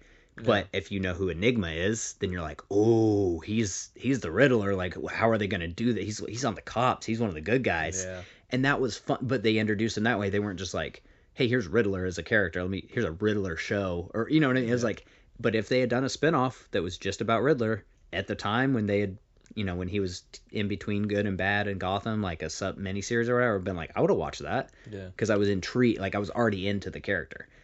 But like Clayface, like I mean, maybe it's just my own. Maybe I need to bone up on my Clayface, but I just know him as a Batman villain, right? Or a Batman character, even because I'm sure he's been good, he's been bad, whatever. But like, I don't know. It's just so weird. Like, okay, for instance. You Google Clayface, and it says Clayface is a shape-shifting, clay-like supervillain in DC Comics most famously associated with Batman. Batman is in his Google bio. Yeah. Well, I mean, that's where he comes. Yeah. He shows up. But he's also not, like, it's not like he's Doomsday. You know what I mean? Where you could do a Doomsday miniseries or movie or whatever that's just Doomsday, and he's like a standalone, he's a Superman villain. But, like... He's got depth. There's a lot going on with Doomsday. If they're doing random stuff like this, they need to do a Martian Manhunter. Yeah, that's what I'm saying. Like he needs a movie. He's like still kind of obscure to maybe more mainstream, but he's not so obscure that people have no idea who he is, and like comic fans would be into it. Like, that would be cool. I'm a pretty big comic fan. I've been in comics my entire life. I dedicate a sizable portion of my life to comic books, and it's not that I don't care about Clayface, but even for me, that's a little bit like, why are you doing... You know what I mean? Where if he had said, like, hey, I'm doing a Martian Manhunter in between the Batman and Superman movies, I'd been like, yes! Like, give me a Martian. Like, even the Lantern series, I'm a little bit like, okay, let's see what he's got. Like, I'm down for a Lantern series. Yeah. And, like, I don't know. He might have been totally lying, because, as we all know, James Gunn he'll lie just to say something and throw people off his scent. You know, I think everybody does that in all of the Marvel and DC. Like, they sometimes they just gotta lie. Yeah. But he might have totally been lying. But did you see the thing he said about Ryan Reynolds? He said he called Ryan Reynolds to ask if he wanted to do another Green Lantern. I think it was just he was being snarky, because an interviewer asked him, would you consider Ryan Reynolds coming back? And he said, you know what's funny is I called him and I said, hey, do you want to be Green Lantern? And he just said, F you, and hung up. And so I was like, it was funny, you know. And so I was like, he's probably just being funny. But if that actually happened, that's even funnier. Yeah. Because I would like to actually see a Ryan Reynolds Green Lantern again. That would be great. Dude, that movie is... I mean, if League of Extraordinary Gentlemen is number 1, Green Lantern might be number 2. Of like, you don't need to touch it. It was perfect the way it is. You know what I mean? You're just like fuming. You're like, I won't even dignify it with a real response. You know who else was in that movie? In Green Lantern? I mean, I know some people, but no. The director of Thor's Thor yeah. Love. Yeah. And Taika Waititi. Yeah. Isn't that funny? Yeah, I remember that being in what was it? Free Guy. When they were like, "Oh, we're just excited to work together for the first time," like as part of the promotional, they're like, "We're just excited to be in a movie together for the first time." Oh, that's funny. And the other cast were like, "Weren't you in a movie?" No. And they're like, "No, you guys were in Green," and they like cut him off every time. He's like, "No, I just met him the other day for the first time actually, and I'm just excited. I think it'll be fun to work together for the first time." And they just kept emphasizing like we've never done anything together ever before. Yeah. And all the cast was like, the other cast was like, no, like we've you're gonna seen deny where you met your wife? Yeah. Yeah. No, it's just, it is funny. Oh, the downfall of Ryan Reynolds' career right there. I mean, everything was just downhill for him. Why would you think a DC role would be not fun? Like, I mean, I would take that role too. No, I was just saying it's sad that Ryan Reynolds' career just totally went in the dump after Green Lantern. Just ruined him. Yeah, that's true. Just no hype for him or any of his movies after that. No. Off the rails. Definitely not. Nobody cares. Beginning of the end. He's barely even a Ryan who? Name. Gosling? Yeah, probably. There's enough Ryans to go around. We'll be okay. We got so many Ryans. It's a weird name. A lot of Ryans, a lot of Steves, a lot of Chris's. Chris's, yeah. Like there's Steve Carell, Steve Wozniak, Steve what? A lot of Pauls. A lot of Pauls. All right. We could do like a word association with No. Marvel names No. and see who comes to your mind first when you say one of those. Oh yeah, that'd be funny. That would be fun actually. Like, because if you say Paul, Wes Anderson. I was not expecting that. The ultimate hero of the Marvel universe. Like Paul W.S. Anderson. Paul Thomas Anderson. Yes, Paul Thomas Anderson. Also he was in the Hulk, not Green Lantern. What? Yeah, that's who that was. I was trying to draw a connection between him and Ryan Reynolds, and my brain was like, nothing. I can't help you there, Hoss. Paul Thomas Anderson, 6 degrees of Kevin Bacon between him and Ryan Reynolds. Dude, Kevin Bacon's in the Marvel universe. That's a thing. Yeah, sure. I've seen that. I saw that too. It was okay. That was pretty fun. It's fine. There's nothing special. Kill me. Go on a holiday with him. It got more screen time for the Cosmo. Is that the dog's name? The dog. Yeah, that was fun. That was fun. Oh man, James Gunn and his putting all his buddies and family in stuff is still funny to me, because like he gets hate for it, I feel like, but also like I'd do that. Yeah. I mean, like if you could, I'm not at the detriment of stuff. Like if I was like some famous director and I was making a freaking Superman movie and you're like, hey, throw me a side role, with just some 2-line whatever. I'll be one of Lex's henchmen or whatever. And I was like, yeah, and I put you in and it ruined the scene. I'd be like, hey buddy, maybe next time. But if it's just like throwing you in and you're fine, it doesn't do anything. It's like, yeah, put his wife in, put his brother in, put his best friend in. Who cares? Speaking of shoehorning in somebody you're related to, did you see what they're now that Amazon bought the rights for James Bond? Did you see that? Where Bezos is campaigning really hard to have his wife be a Bond girl in the new Bond. What? And it's like, okay, yeah, how like having an appearance is a cool idea, but like trying to make her, like, has she acted before? Like, what? I don't even know who she is. That's weird. That's kind of weird. I mean, sure, that's like a compliment maybe, and since you own it, sure, you can do that maybe, but it's like, that's not, I don't know if that's a good that's idea. A different thing. Like, even James Gunn putting his brother in as the, what's his act. name? Like, what do you mean? But, like, what's the guy's name in Guardians? His brother? Yeah. What's his character's name? Sean Gunn. Yes, his character, Sean Gunn. No. Rocket Wrecker. Kraglin. Kraglin, thank you. You know, the from the Lego movie. Yes. Everyone's favorite. The Kraglin.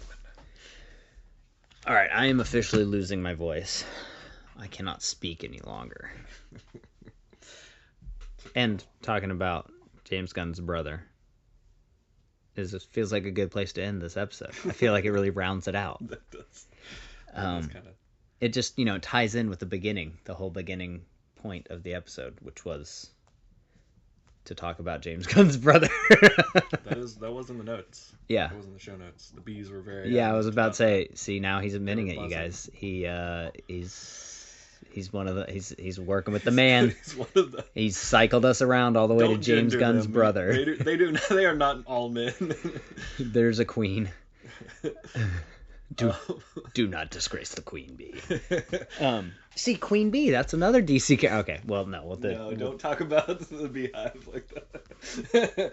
Wait, has Beyonce been running this podcast this whole time? Shh. Is that the Beehive? You're going to give it away. Oh my goodness. That's how we have so much funding. funding. We do not want to have that close of separation between us and Puff Did you not notice the side eye we were getting from Jay-Z at the last home party? Mm. It's because he's funding this entire thing. We're just siphoning money out of his main checking account. Close to all the stuff that's been going on with that. Yeah, I don't know either of them or what the stuff you're referencing is, because I'm out of the loop with things like that. I stick to my realm, which... I don't know if I've said this on the podcast. We'll need to dedicate at least an episode to this. But I watched the TV show Smoke. It's an Apple original. Oh, yeah. It's probably one of the biggest pieces of dog doo-doo I have seen in years. It is so bad. It is such a waste of space and time. I only finished it so that we could have an episode on it so I could talk about how terrible it is and warn others not to watch it. But, spoiler. Yeah, spoiler alert. Anyways, we will get to that. But, man, that was terrible, dude. Just a bad show. And it had some actors in it that were pretty good. Hey, but they always do. Yeah, they always have those shows. They always be having actors. You know what they say about shows. They always have actors. I mean, it's not a show, but that movie War of the Worlds, did it have any actors in it? I failed to see any. I mean, there were people in the movie doing things, but I don't know if there was any actors in it. Yeah. Anyways, we'll have to do that one too, because that's a fun movie that everyone should go see. But speaking of shows, we did a little review. Yes. And we're going to go ahead and send you guys on your way to that review in just a moment. Oh yeah. As we finish this, scoot you right along. And we're gonna be talking about the latest episode of Stargate.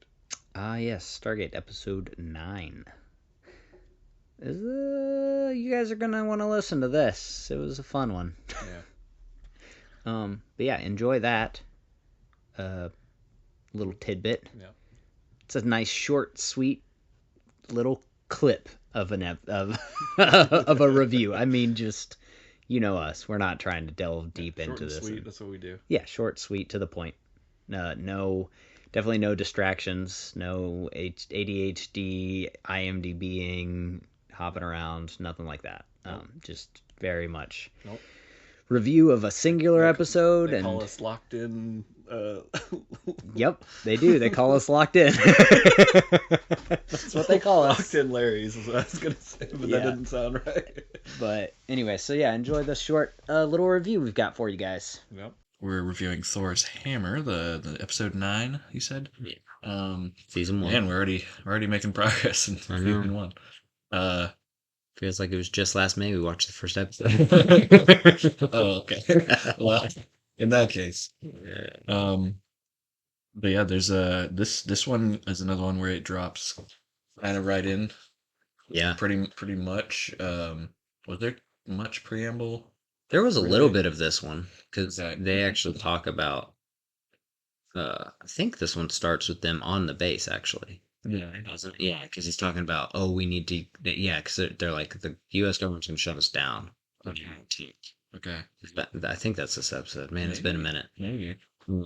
I'm pretty sure it kind of starts off with like, hey, we need to go somewhere and we need to make use of this. Like we haven't really been getting anything out of the Stargate program. Oh, that's right. Yeah, he was saying. And Daniel's like, well, I heard, like, Yeah. I've read, on some of the hieroglyphs and stuff like this, like some of these older civilizations, they worship some gods that they supposedly have seen before, like, and Right. and they have stuff that protects them, so we can go there and try to see what their tech is like. And that's how they end up on this world. So there's a little bit of pretext, like, there's at least a scene where we see them gathering information and like plotting going to the planet. They don't just like show up on the planet this time. Okay.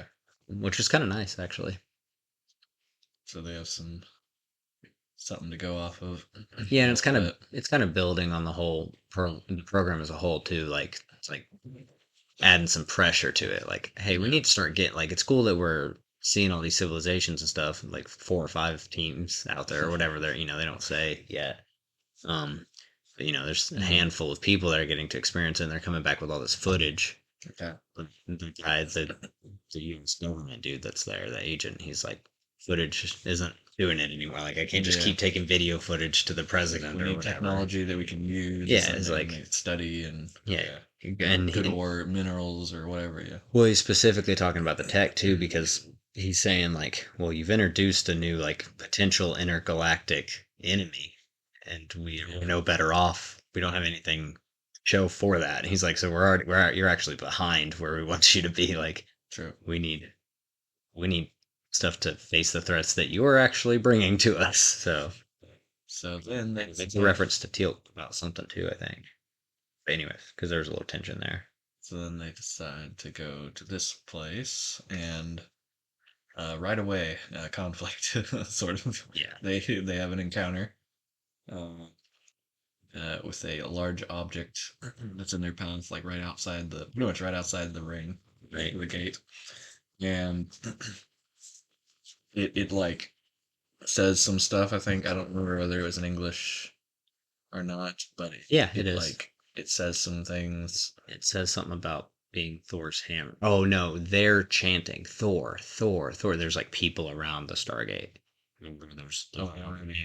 Yeah, this is one of the first times they go through the Stargate, and there's like immediately people there. Yeah, there's a big statue in the shape of a hammer. Yeah, and they all just start chanting Thor, Thor, yeah. Thor. Yeah, I don't remember if the hammer itself says anything. I thought it was saying something, and it judged them or whatever, and it was like, you don't fit criteria or whatever. Yeah. And you'll be eliminated or whatever. And they're like, what? And then it like beams toward Teal'c, and then he dives and try to block it or knock him out of the way. Yeah, Jack dives at him, and they both vanish. And then these horse ladies like ride up, and like from the village, and they're like, hey, and so the people that are left, and they're like, hey, Daniel, what's going on? And they're like, oh, yeah, we've seen people like you. Yeah. Before, and you're, did they think they were gods at first? Yeah, at first they thought they were the gods. Returned finally, and they're like, no, we're just humans. And he says, no, we're from Midgard. That's right. Yeah, and they're like, oh, that's our cousin planet, okay, like they're familiar with like the whole intergalactic so this is like, kind galaxy, of Viking whatever based civilization. Yeah, it's super. So they take him back and start explaining what's going on and where their friends are, and they run into this lady that used to be like Teal'c. She had a Goa'uld and has been healed. And they're like, well, how does that work? And she didn't die. Yeah, she got it taken out without dying, which is supposed to be impossible. Yeah. And so meanwhile, you see them in like a cave system. Jack and Teal'c start like wandering through these like rooms and like dingy cave things with like water and stuff, and then you see like hints of like creature in there that's awakening. Yeah, ancient creature. And they get confronted by it, and it's like an age-old, like it's supposed to be the first. Yeah, well, they think it's like the first gold or whatever. It's or something. I can't remember. He calls it the first something. Yeah, but it's like the oldest. The first of. Yeah, it's the first child. Yeah, or whatever. And then it's kind of like indestructible. They like try to kill it, and then it comes back every time. Yeah, and so they end up just running from it. and getting to this room that has like an opening. Well, there's the projection of Thor. Oh yeah. Well, yeah. When they first dropped in, there was like a hologram type of thing going on that they were like, no, that's not really here. Yeah, and he's like, I just like you who are doomed to die. Yeah, I just like the notes of like left him a message. They're clearly setting up that like on the planet, all the people react as if it's like like we do with religions or whatever, where it's like out otherworldly and like there's mystic elements even maybe or whatever, like they're still kind of not understanding what's going on, but from the point of view of the team, it's very techy. Like Jack quickly understands like, oh, that's a hologram. Yeah. But they're like, oh, like a vision of Thor or whatever, like they're seeing it like they don't grasp it like that. Civilization. But like immediately Daniel and them catch on to like, oh, hey, something we could use. Like, oh, we can implement that. Like, if we can learn how this is done, like it's all technology. Everything's technology based. So, but there's they emphasize that they find this exit basically as they're fighting this thing, and but it has like a force field over it, and I forget whether Teal'c was the first.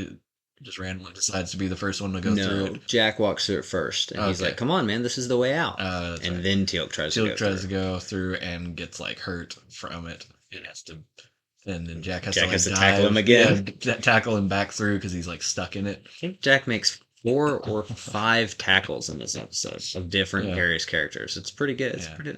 And so they realize they're like, okay, so this hurts the thing within me. Yeah. So if we can get that thing. That's chasing us in there, maybe. Yeah.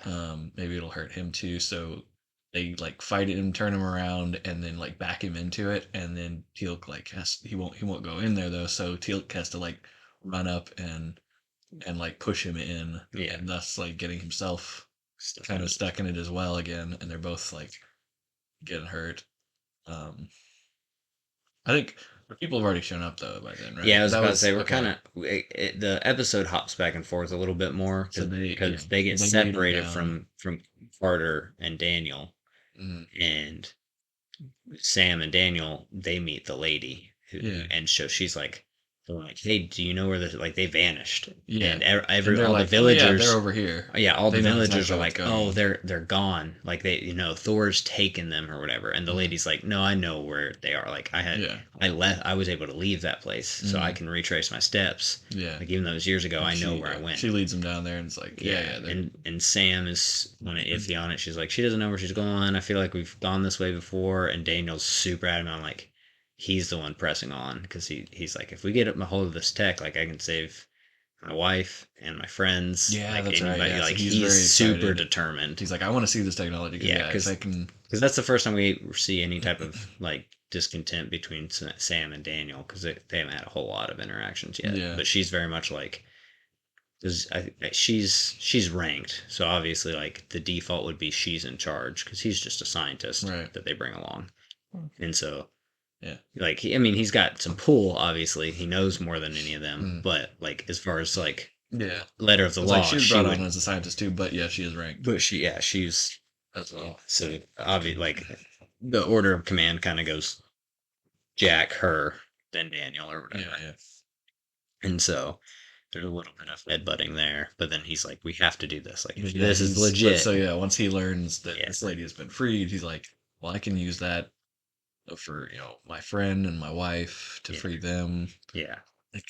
But then I kind of forgot that they were still in that situation. Yeah. And it's a nice little reminder. Yeah. But like, so by the time we get to where you were talking about with Jack and Teal'c in the cave, they've showed up and they're on the other side of the force field. They're on the other side. And they kill the beast. Like, we can all leave, but we can leave Teal'c, and like he could never get it away. And they're like, and that's the other thing is Teal'c's weaponry. Anything that was made by them doesn't work because he's got his staff and stuff. Right. But he has to use Jack's sidearm, and so. Doesn't he fire it within the maze? No, he tries to, and it doesn't work. And so what they have to do is he tosses it through the force field to Daniel. Oh, and Jack's like, Daniel, you have to destroy the force field. It's the only way Teal'c will get out alive. And he's like, I can't do it. Like, it's the only tech that'll save my wife. And he's like, Like we can, they're like we could rebuild it. Like we can't rebuild. We can lose this guy and save a bunch of people, or we don't want to lose our team. Like you can't just let down our team. Be no man left behind type thing. Yeah, that's not how we were, as military. And Daniel has to make the choice of like he uses the stuff from the outside to destroy the generator for the force field, and then Teal can leave after they use it to kill the beast. Yeah, they let the thing fry first. Yeah, and then they have to shoot it. They shoot somewhere. Not talking about it. It deactivates it all, and they're like, so now that trap is no longer. Yeah, I can't a thing. Technology's all shot, so they don't. We don't know like reverse engineer who this Thor guy is and what part he has to do with all this and where he's gone. Yeah, which is interesting. It's like, okay, there's another group of power. Yeah, it's as well as these guys. Well, and that's another thing that I wasn't quite clear on is like. All the people there, even the one lady who used to have the gold or whatever, she was even kind of a little on the not fence, but like of the persuasion, like, oh hey, there are gods, or whatever. Even though she knew about the tech and all the stuff that did, she was aware, but she was still like, no, like almost like Thor and them are still a different race. Yeah. So. It's like, wait, is it just a super smart dude? Like, is it introducing more? Yeah, is it? Well, I mean, yeah, because they have technology, obviously. Well, yeah, but is like future? Is it like, are they actually gods, or is it a Wizard of Oz scenario where they're just like, no, it's just a smart dude who, he's got some techs, he's behind the curtain pulling some things or whatever. But, because everybody there is like, no, like the gods. They even say like they'll come back. Like there's a prophecy. They were like, they're supposed to come back. Yeah. Some point. That's why they thought Daniel and Sam were gods at first. Yeah. So yeah, it definitely sets up a lot, like the potential to have a lot more of like, and they still leave it like, well, are there gods? Like, are they gods? Yeah, they don't answer any of it. So it's like, so that was kind of fun. And then I'm trying to think. I don't think the lady just goes back to her village. No. I think she's like, I did my duty. Like you guys. But that means she came from like where the dudes were, right? Like the guy that's the ultimate bad guy so far, Yeah, like they have something about the Daniel says something about like, no, she was left behind during the invasion because they tried to invade, and it's like there was a note of that too. The team's like, oh wow, that's one of the reasons they went to this place. They're like, supposedly this is one of the only places that fought them off. Yeah. They're like, so they clearly have something that can fight them off. That's why we want to go there. Mm. And so I think it's either a line or it's a conversation between her and Daniel where she says like, no, I got left behind. Like I was one of the ones that got zapped in the cave. Because it happens right immediately upon entry through the Stargate. Yeah. So, they come through the Stargate, they get zapped to the cave, and she was like, but I, like, gave up my gold thing. And the others wouldn't. Like that's why she lived and the others didn't, because there was other people, a lot more presumably dead in those caves. Probably. And so she was like, no, like she had been a slave. She had been like Daniel's wife. So wait, she didn't want it. Everybody, real quick, just so we're not sounding crazy. We did watch this episode almost 8 days ago, so it's not quite fresh. Not probably. Yeah, maybe even longer. But like. So she walked through that barrier and it like hurt her, but it killed the thing, and then she kept and she was alive. Like so Teal had walked through, it would have just killed the gold, but then he would have been alive. No, there was another thing in the cave. Yeah, there was a thing about like there was a way that they could go about. Oh, I know what it is. So. I don't know a better word for this, but like Teal'c's thing was like inseminated, or however you would say that. Like it wasn't given to him, inserted in him. Yeah. When he was young too, because he was such a fool. Yeah. And so the reason he couldn't get it out is because he was like, if it leaves me, I die at this point. Oh, okay. But she was one of the slaves, like Daniel's wife, that got it later on. Like it hadn't bonded or whatever. Like it was part of her, but it wasn't. Well, not like Teal. Like it's not like, hey, when this thing goes, I go. Okay. Because presumably they said, oh man, I wish I could remember, but Teal'c's super old. Like he's past the point of like, yeah, he wouldn't be alive without this thing anyway. So the assumption is that like it gives him that added strength and agility and all that, but it also is the only reason he's still alive. Like he's well past the normal years for humans or whatever. And so, yeah, so that there was I can't remember exactly what they said, but the explanation was basically like, no, I can't just give it up. Like if I get because the beast, the not the beast, sorry, the hologram even says that like you can live, but your little guy inside has to die. Pass, yeah. And because that was Jack's first suggestion. He's like, kill that thing. It's gross anyway. Like he makes some Jack comment, like, oh, I don't like that one. Like I like you, but I don't like it. Like get that thing away from me. And so Jack's kind of like, yeah, kill it, get rid of it. And then Teal'c has to explain to him, like, no, that doesn't work with us. Like it's attached to us. So yeah, so that there's a little more world building too. I guess. Like, hers is like on her back or something, or it's like there's some. It's like females. It's up here or something. It was different. Hers was different, but I don't remember why they said. Yeah, there's a couple scenes that I'm faded on, but yeah, it was just a different scenario is what they're trying to say. Okay. But a little more world building, like, oh, it's not just they're not all Teal'c. Like there's different things that are happening within their empire or whatever.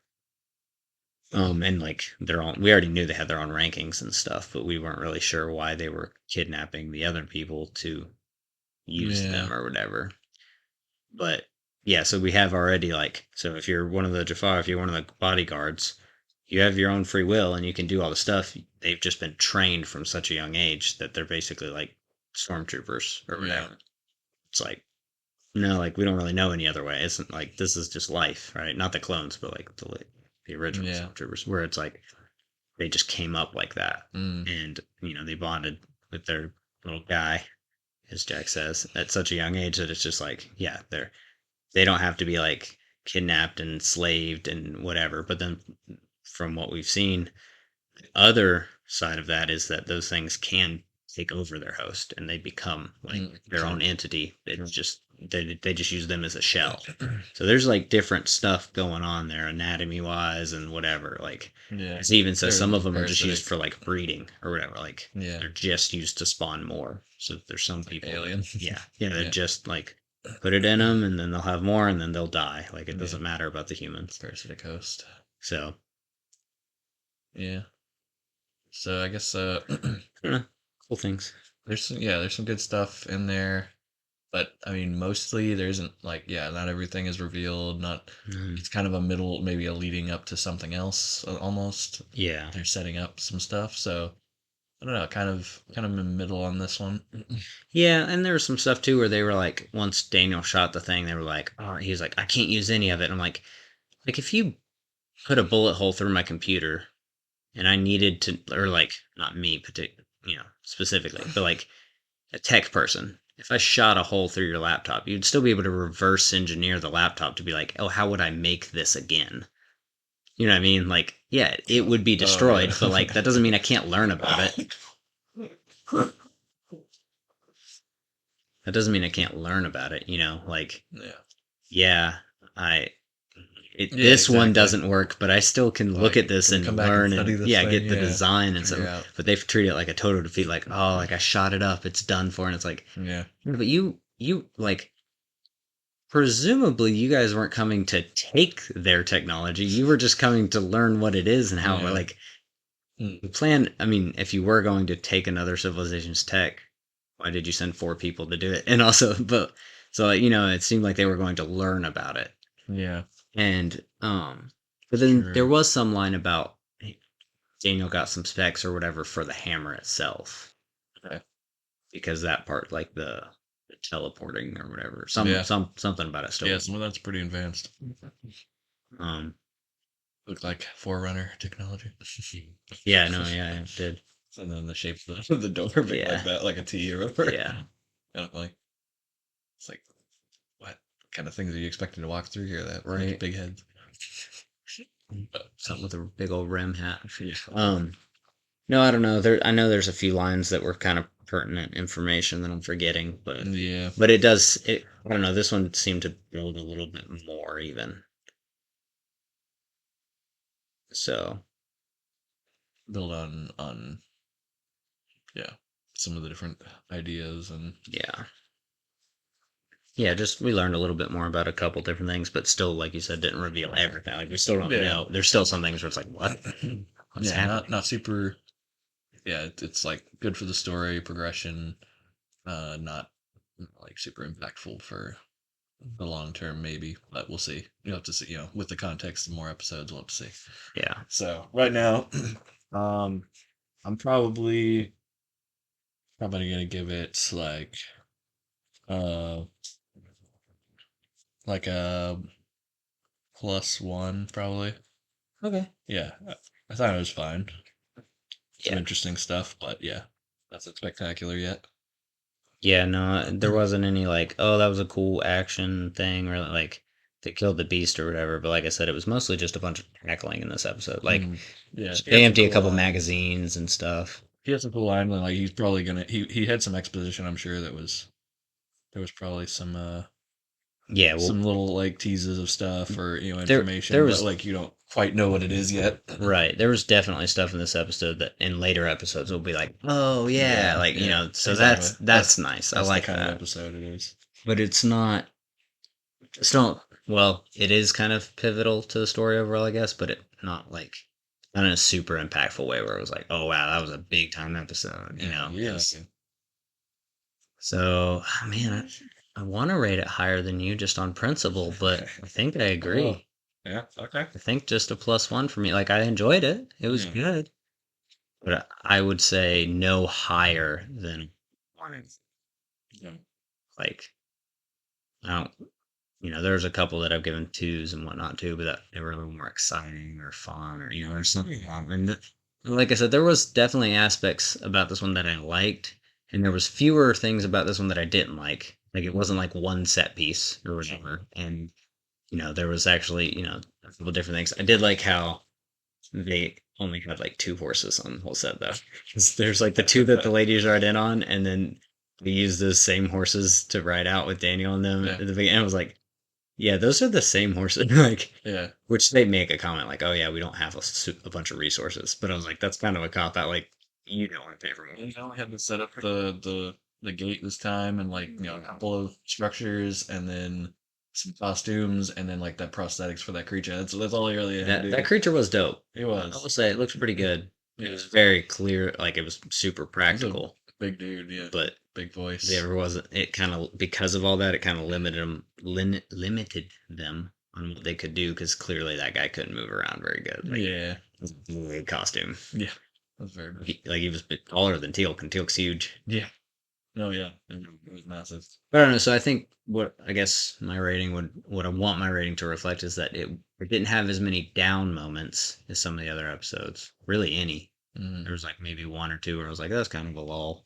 Yeah. But it didn't have a whole bunch of good, great going forward either. It was just like, kind of for sci-fi, like even like lesser episodes of Doctor Who have like a lot more complex things going on usually, and like more episodic, like something happening and then resolution. Well, I mean, so yeah, like this one it's leading to something, a longer story. Well, I mean, it still had the episodic, like they get trapped in the cave. Are they going to get out? Like, yeah, exactly. Unfortunately, because it's like that's the thing that I would say shows like Star Trek or whatever can have the upper hand on. Casts more in episodes. Well, I don't know. Like there was the episode with the infection and all that stuff where they did, and that was like one-offs or whatever. Mm-hmm. And Star Trek did that a lot too. But they at least had the setup where it's like, okay, they're on the Enterprise. There's hundreds of people, but there's always potential for like, especially when they would get in big starship battles where it's like, hey, the Enterprise might not explode, but if the hull gets breached, we're losing people. It's still an impact. And it might not be named characters. It's going to be red shirts or whatever. Exactly. But, like, there was still, like, hey, it's not just the 4 main characters who, like, spoiler alert, are also on the cover for season 2. It's like, I wonder if any of these guys are going to die. It's like, well, not for 20 episodes at least. Yeah, like, for sure. So those situations where it's like, should raise the stakes. Like, hey, 2 characters are trapped in a cave where there's seemingly no exit unless you sacrifice part of yourself. Yeah. And there's a beast hunting you. It's like, that should be high stakes. Yeah, I mean, it was pretty. I mean, I didn't know how they were going to get out of it. Right. Sure. But and that's the mystery is like, well, I don't know how they'll get out, but I know they're not really in danger. Like they are, but they aren't. And that is something that's getting kind of dull at with older shows. I mean, it's like that, but I mean, you get it. Well, that's yeah, I gonna get be it. that way. Well, like even when they have Stargate Atlantis, they have, and they get this way more with SG-1, but because the base is on Earth, they're able to do it less. I feel like, and it's more secluded. It's in the mountain or whatever. But when we get to Atlantis, like the whole base of operations takes place there, and so like there's again there's a couple hundred people in that crew operating that station, and the show focuses on the main 4 or 5 characters, but there's the other like side characters like the doctors and the nurses, and like there's characters They're expendable. yeah, they're expendable, but they also reoccur 3 or 4 times, so it's like, oh, I've seen that guy. Like you don't have like a Jack O'Neill relationship with him, but you're like, oh, that character's been in 3 or 4 episodes, and then that character dies, you're like, oh, okay. Like so it kind of, we mean business, you know what I mean? Like yeah, at this moment we've had a couple reoccurring characters, but they're never in danger. Like the general's not in danger. They brought like people from the movie in and lost them, and like we have lost people for sure. Yeah, but it was in one. It was like the first episode and the third episode or whatever like it was, a tech or something, or a military guy, and it's just kind of a background explosion thing. But it's still, I don't know why, but it doesn't have the same impact as like when the gold enter before they get the shield up on the home base, Stargate. Yeah. They come in and they kill all those dudes in that room, and it's like, oh, that sucks. But that was the first time those guys were on camera at the same time, and it was super concealed because the guys, they kill everyone in that room and then they leave. Like they took the one chick, and then they left. And it was like, oh, well, okay. I wonder what's going to happen with that lady. But then they, that gets resolved or whatever, or doesn't, or and the other dudes are just dead. And it's like, we didn't ever get a name. We didn't ever, which I don't know. You don't have to, like, you can do the red shirt thing, but it's just obviously it's going to be more difficult when almost every episode is around the 4 main characters, and then someone from the civil. Danger. Yeah. Well, and also like they're always meeting someone from the civilization that they're at. And it's like, yeah, I guess you can kind of be like, oh, well, they're taking 2 guys with them this time. Exactly. Okay, there is going to be somebody dying. Yeah. It's like, oh, well, so there's the one main person from the planet that's helping them, and then like that person's friend or whatever. And it's like, oh, well, the friend's dead. Yeah. So it's kind of, I don't know, like the guest star or the or his buddy. Yep. It's like, which isn't the worst. Like it doesn't necessarily matter if I know somebody's going to die or not. Yeah.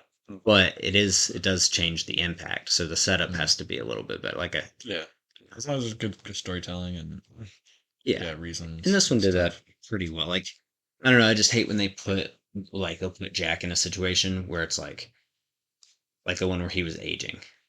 It was like there was a lot of scenes of him being old and like decrepit or whatever, and it was like, yeah, but we're using a lot of screen time for something I know isn't going to happen. Like I know Jack O'Neill's not going to die in the 5th episode of the first season. Like I'm not worried about that happening. Yeah. So I do want to know what the resolution's going to be, but like we're spending a lot of time on the impending doom that I know is not going to happen. Like you can hint to it, like when they're in the cave and the first time they hear the beast thing roar, it's like, oh, there's trouble. Yeah. But then if it just like had kept being on them and kept going through, like, oh, it shows them go through every corridor of the cave, it's like, all right, like, yeah, they're supposed to be in danger, but in the back of my brain, I know they're really not in danger. Yeah. So I don't know. Stuff like that does make it tough, where it's super like compact and there's not a lot of movement going on in the world itself. So I think for that reason, that's why I can't justify rating it any higher. Even though, like we've talked about, there are good things to it. Like, especially in the setup department. So you're +1? I think I'm +1, yeah. I think we actually tie on this one. Nice. Which I don't think is the very first time, but usually I don't feel like I'm typically a little bit above you. Sure, yeah. But yeah, I don't know. It was fine. It was super watchable. It wasn't. Yeah. It wasn't a nothing burger. No, we would have gone a lot lower. Yeah. We could easily. Yeah, I mean, there's, like I said, there's gonna be filler episodes, and it wasn't strictly a filler episode. No. So that's nice. Because even in my favorite shows like Supernatural, I love that show. even in those, there's a couple episodes in there where I'm like, what was that? Why did we do? Why are we doing this, man? Yeah. Like you could have just made the season one episode shorter, right? Like we didn't really accomplish anything. Like the ones where everything goes exactly back to how it was before this episode started. It's like that's literally there's zero impact. Nothing happened. We didn't add a character. We didn't get rid of a character. We didn't. There was no growth. It was just like start, and it's few and far. But like with the better shows, there's less of those. But there's still like I feel like so many good shows still have multiple of those fillers. Where it's I don't know if I'm good at like recognizing those because I have a hard time figuring out which ones they're. I'm sure in the moment I might be able to pick it out. Yeah, it's obviously easier than like another show that I love a lot, but it definitely has some fillers is Smallville. It's like there's some Smallville episodes where it's a drag to get through. Like when there's an actual. I know, like obviously the ones where it's like flashbacks the whole time. You're like, and they're just reusing footage and stuff. It's like, okay, that's literal filler, but yeah, I guess you're saying like if you look for it where nothing changes by the end. Yeah, where it's like, well, I'm watching for this specifically shows that I really like Supernatural. Like I'm watching that for the story development. Yeah, and then it's like, okay, let's take some account here. Where were we at the beginning of this episode story wise? Where are we at the end? It's like in the exact same spot. It's like they didn't like lose a weapon even or like nothing. Like nobody got anywhere. Well, like so if they stop in at a town and then they have to like fight some local thing and then they continue on the road after is that filler? Well, not necessarily. I mean, it just is it driving the story forward, or is it just kind of stalling it? Like, is it just the monster of the week, or is it like? Well, I mean, yeah, because a lot of it was. Yes. Well, some of them are, but like even some of the early ones, like with the gin and all that, like it's still world building. Like they still accomplish something. Like, okay, here's the introduction of this thing. Like, I can't remember the specific episode, but there's one where they're doing like vampire hunting or something. I think it's vampires, and it's literally there was like one thing that was a little bit unique about it. So you could like if you deleted it from the story, you would miss out on that. But it was literally like one thing was different. But the whole episode, the premise was like, oh, we got to get rid of this nest. And there was like one variable that wasn't like the other vampire episodes. Yeah. And then like they beat the vampires, they get rid of the nest, and then they leave. And it was like, yeah, we've already done a vampire episode. Like it was just that in a new town, and there was no further development. There was no like, well, oh, they made that connection that they'll use later on. Because like they do that sometimes with the Minnesota lady, where the blubber episode, the one where they're like, it's you might not remember, but it's the weight loss one. And they tell them they're taking pills or whatever, but it's the beast that actually eats fat. Yeah. And so it's sucking the fat from all of them. That's right. And then they go stop it. And it's like, it's kind of monster of the weeky, right? And I don't think they ever bring that monster back up. But the top contact that they make there, she reoccurs a couple times. Like, okay, they did something. Like, she becomes like she's their northern contact because they're like, we don't know a lot of people up here in Minnesota or wherever it was. And it was like, okay, like something, and they've used that a few times. And it's I don't know, just a nugget, right? But then I can't remember what season it is, but I'm pretty sure it's a vampire episode, and it's just such a nothing burger where it's just like they go in, I think the unique thing about it was like one of Bobby's friends was a hunter that died. And so it was like a kind of a revenge thing. That the black dude or whatever, right? Is that the one? No. There's like other hunters that are also going after it. I remember that one, but no, it's not that one. Oh, okay. But I know which one you're talking about. Yeah. But it's before that. It's earlier on in the show. But it's literally just like somebody that they knew died, so it kind of had a little extra weight. They're like, something's already no, we have to stop them because it's impacting our world, or it's not just the town. Like, we got to save this town or whatever. Yeah, there was a bunch of that at the beginning. Yeah, it was always like, oh, we have to go after this thing because it just killed one of our friends. Right. Like, my dad's friend, Bobby's friend. Yeah. Like, people were, like, there were less and less hunters. It seemed like people were dying. It was diminishing. Yeah. But...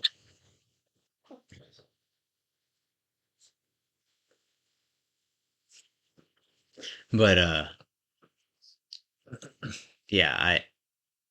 that can definitely, make it pretty obvious that that's filler.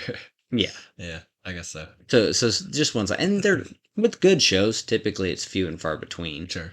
But like, I mean, we were talking with Javen, and he was talking about filler episodes in like One Piece or whatever. Yeah, It's those like, are... Well, with 900 episodes, you're going to have filler Those episodes. are more egregious, yeah. Those are easy to see, for sure. But, yeah, but, like, when it's, like, pretty story-based, there's still the villain of the week types thing going on with Supernatural, but the overarching story, especially in the first 5 seasons, is super... And those make more sense, though, in the context of when the show is coming out. Yeah. You people are dropping in for the first time, and so they have those recaps all the time. Yeah. And you're like, oh, I've never seen this show. Oh, okay, so this is what's happening so far, and this is where we are and who these characters are.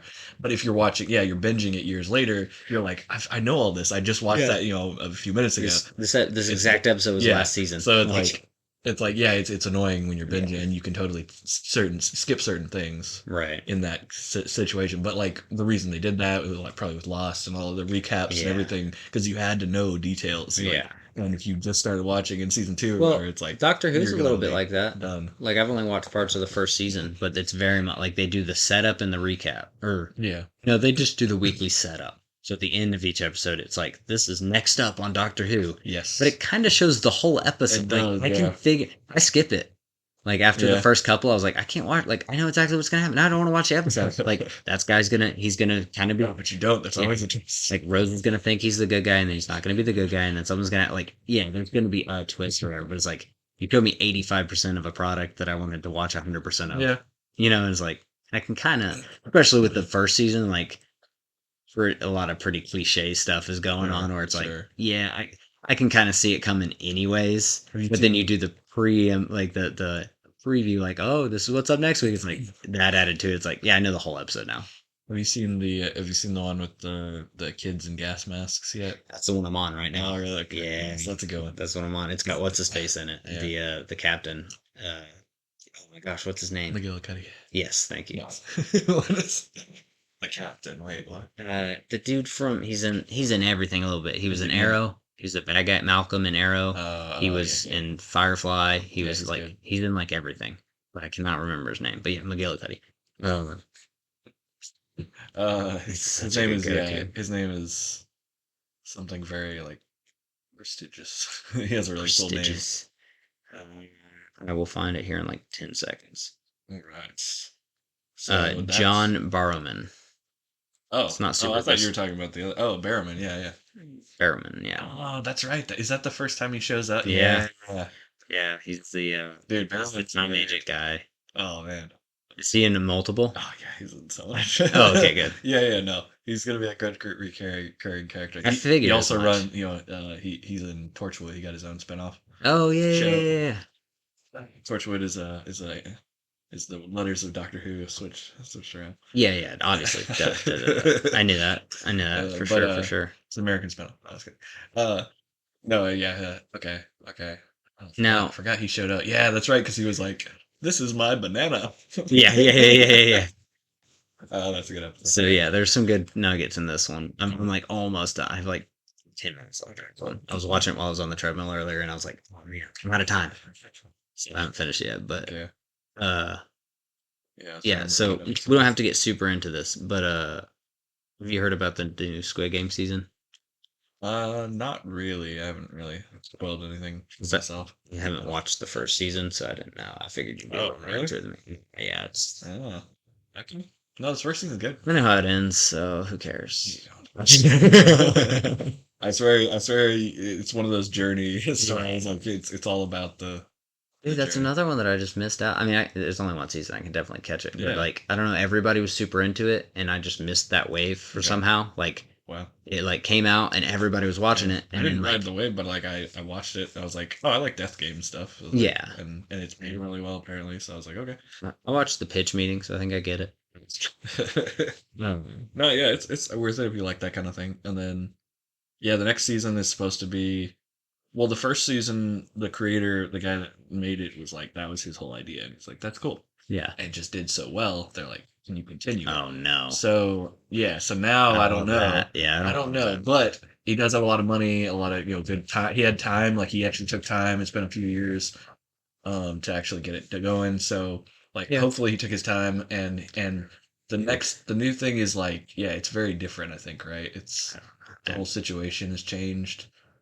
I assume so, but I know they're bringing back the dude. And so basically at the end of the first one, he gets the option to walk away. Spoilers. No, I'm not gonna watch it. No. but then he gets the card that they get given. They're like, oh, yeah, call this number if you want a chance to live a little or something. And they're like, and then so he's like, he's like almost walks onto this plane, and then he's like, no, and he comes and he like, yeah, he gets.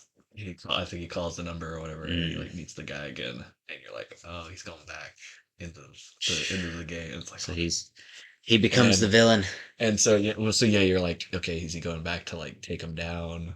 Oh, okay, because of what they did, or all you don't know. Yeah. There's, but yeah, they left it open, and you were like, oh yeah, there's more to go, Okay. and then, but yes, I don't know, because apparently there's like more of these things happening all over. Maybe you don't really know. It's like a hidden secret systematic or whatever. Yeah. It's like you don't know exactly. I guess Well- if you haven't seen any of it, then there's a lot that you don't know. But Right. but yeah, no, it's like basically they're very popular. The storylines in Japan and Yeah. this is Korean based, but over there it's like it's very interesting. It's like a death game, so it's like like we have Saw or whatever, you Yeah. know, where it's guy has a reason, a motive, and a reason to set up this complicated thing, and if you fail it, you don't just okay, I'm out. Yeah. You die, Yeah. or you get mutilated or something, and it just puts higher stakes on the situation, racks up the suspense, and then in this situation, I think it's like being filmed, so there's an audience watching. Wow. And so it's like there's betting going on. You know, there's a whole other levels of stuff. So It's kind of twisted. Here's the question: do I watch Squid Game or do I watch Breaking Bad? Yeah. Yeah. That's not even a question. That was so quick. I knew it would be, but I don't know. What? Still fun. That was the choice. Squid Game is faster, but Breaking Bad is very worse. Yeah, no, everybody's still like best show of all time. Yeah. I thought of one earlier today, just randomly. I was like, ooh, somebody was talking about it, and I was like, oh, I haven't seen that either. I was like, I should ask Ben, should I watch that or should I watch Breaking Bad? I can't remember what it was, but it was another one that like super love, not House of the Dragon, not Game of Thrones, not Fargo. It was like The Wire or Sopranos or something. It was one of those I hadn't seen that was also at one point in time. It was like that's the greatest show on television. Sopranos like, is supposed to be one of the best. And so I was like, oh, that's what I should do. It's another one about gangsters and we should both. mobsters. That's what we should do. We should both rank TV shows the other person hasn't seen in the order that they need to watch them in. Like, oh, I haven't seen Breaking Bad. That would be like number 1 on your list for me, probably. Oh, okay. You know, yeah. and then like Fargo would be on there, obviously, because I went to the first episode of Fargo. And like Vampire Diaries would be on number 1 for me, for you. So we have to give each other lists of stuff that we haven't seen that we should see. And then the other person ranks it and like, okay, watch this one first, then this one. Like, cool. These are we should do that. That'd be fun. But anyways, I think that pretty much wraps up. Just we're still tangent on now we're going into the whole thing. But yeah, hey, a nice little quick review of Thor's hammer. We both gave it a solid rating. Sure. And yeah, we'll be back soon with episode 10, hopefully. Yep. Right into the next. And then we'll have our rankings, our TV show, unwatched show rankings. Yeah, should we do an episode where we haven't seen this? No, I was gonna... Yeah, right. No, yeah. And then we have another watch along planned, but we can't spoil what it is yet. So, well, sure. I can't spoil it because Ben doesn't know what it is yet. Have we released a watch along yet? We have not yet. So it is in the making, but I guess by the time this comes out, that'll be, and okay. then the second one will be in recording stages. So yeah, fun. It'll be fun. Yeah, let us know if you like the watch alongs and stuff like that. So yeah, probably won't do a whole lot of these episode ranking only episodes. This was kind of a catch up. Yeah, like we said, we were getting a few behind on this one. So yeah, we kind of did a bunch of random things, with different episodes and new ideas within the last few little times. So now we're like, yeah, we're making sure we want to get this before we forgot what because it's been so long. Since we watched it, so didn't want to forget anything else. Yep. That way we'll be fresh and ready for the next full episode. But alrighty, well, that's it for now. All good, folks. Thanks, guys. hopefully you're watching along too. If you are, you could give your episode rating too, and let us know if you are watching along with us. That's okay if you aren't. If you just listen along, that is fun too. Yeah, if you just trust us so deeply that you're like, I don't need to watch the show. I have Ben and Andrew telling me what's good. We describe mainly what's happening in the episode. You get some of it. Snippets. Yeah. But yeah, it's a cool sci-fi show we're just getting into. So first season, now's the time to get in. Yeah, hop on board. All right, it'll be harder to follow along later, but okay, yeah. We'll see you guys later. Bye, guys. Toodaloo.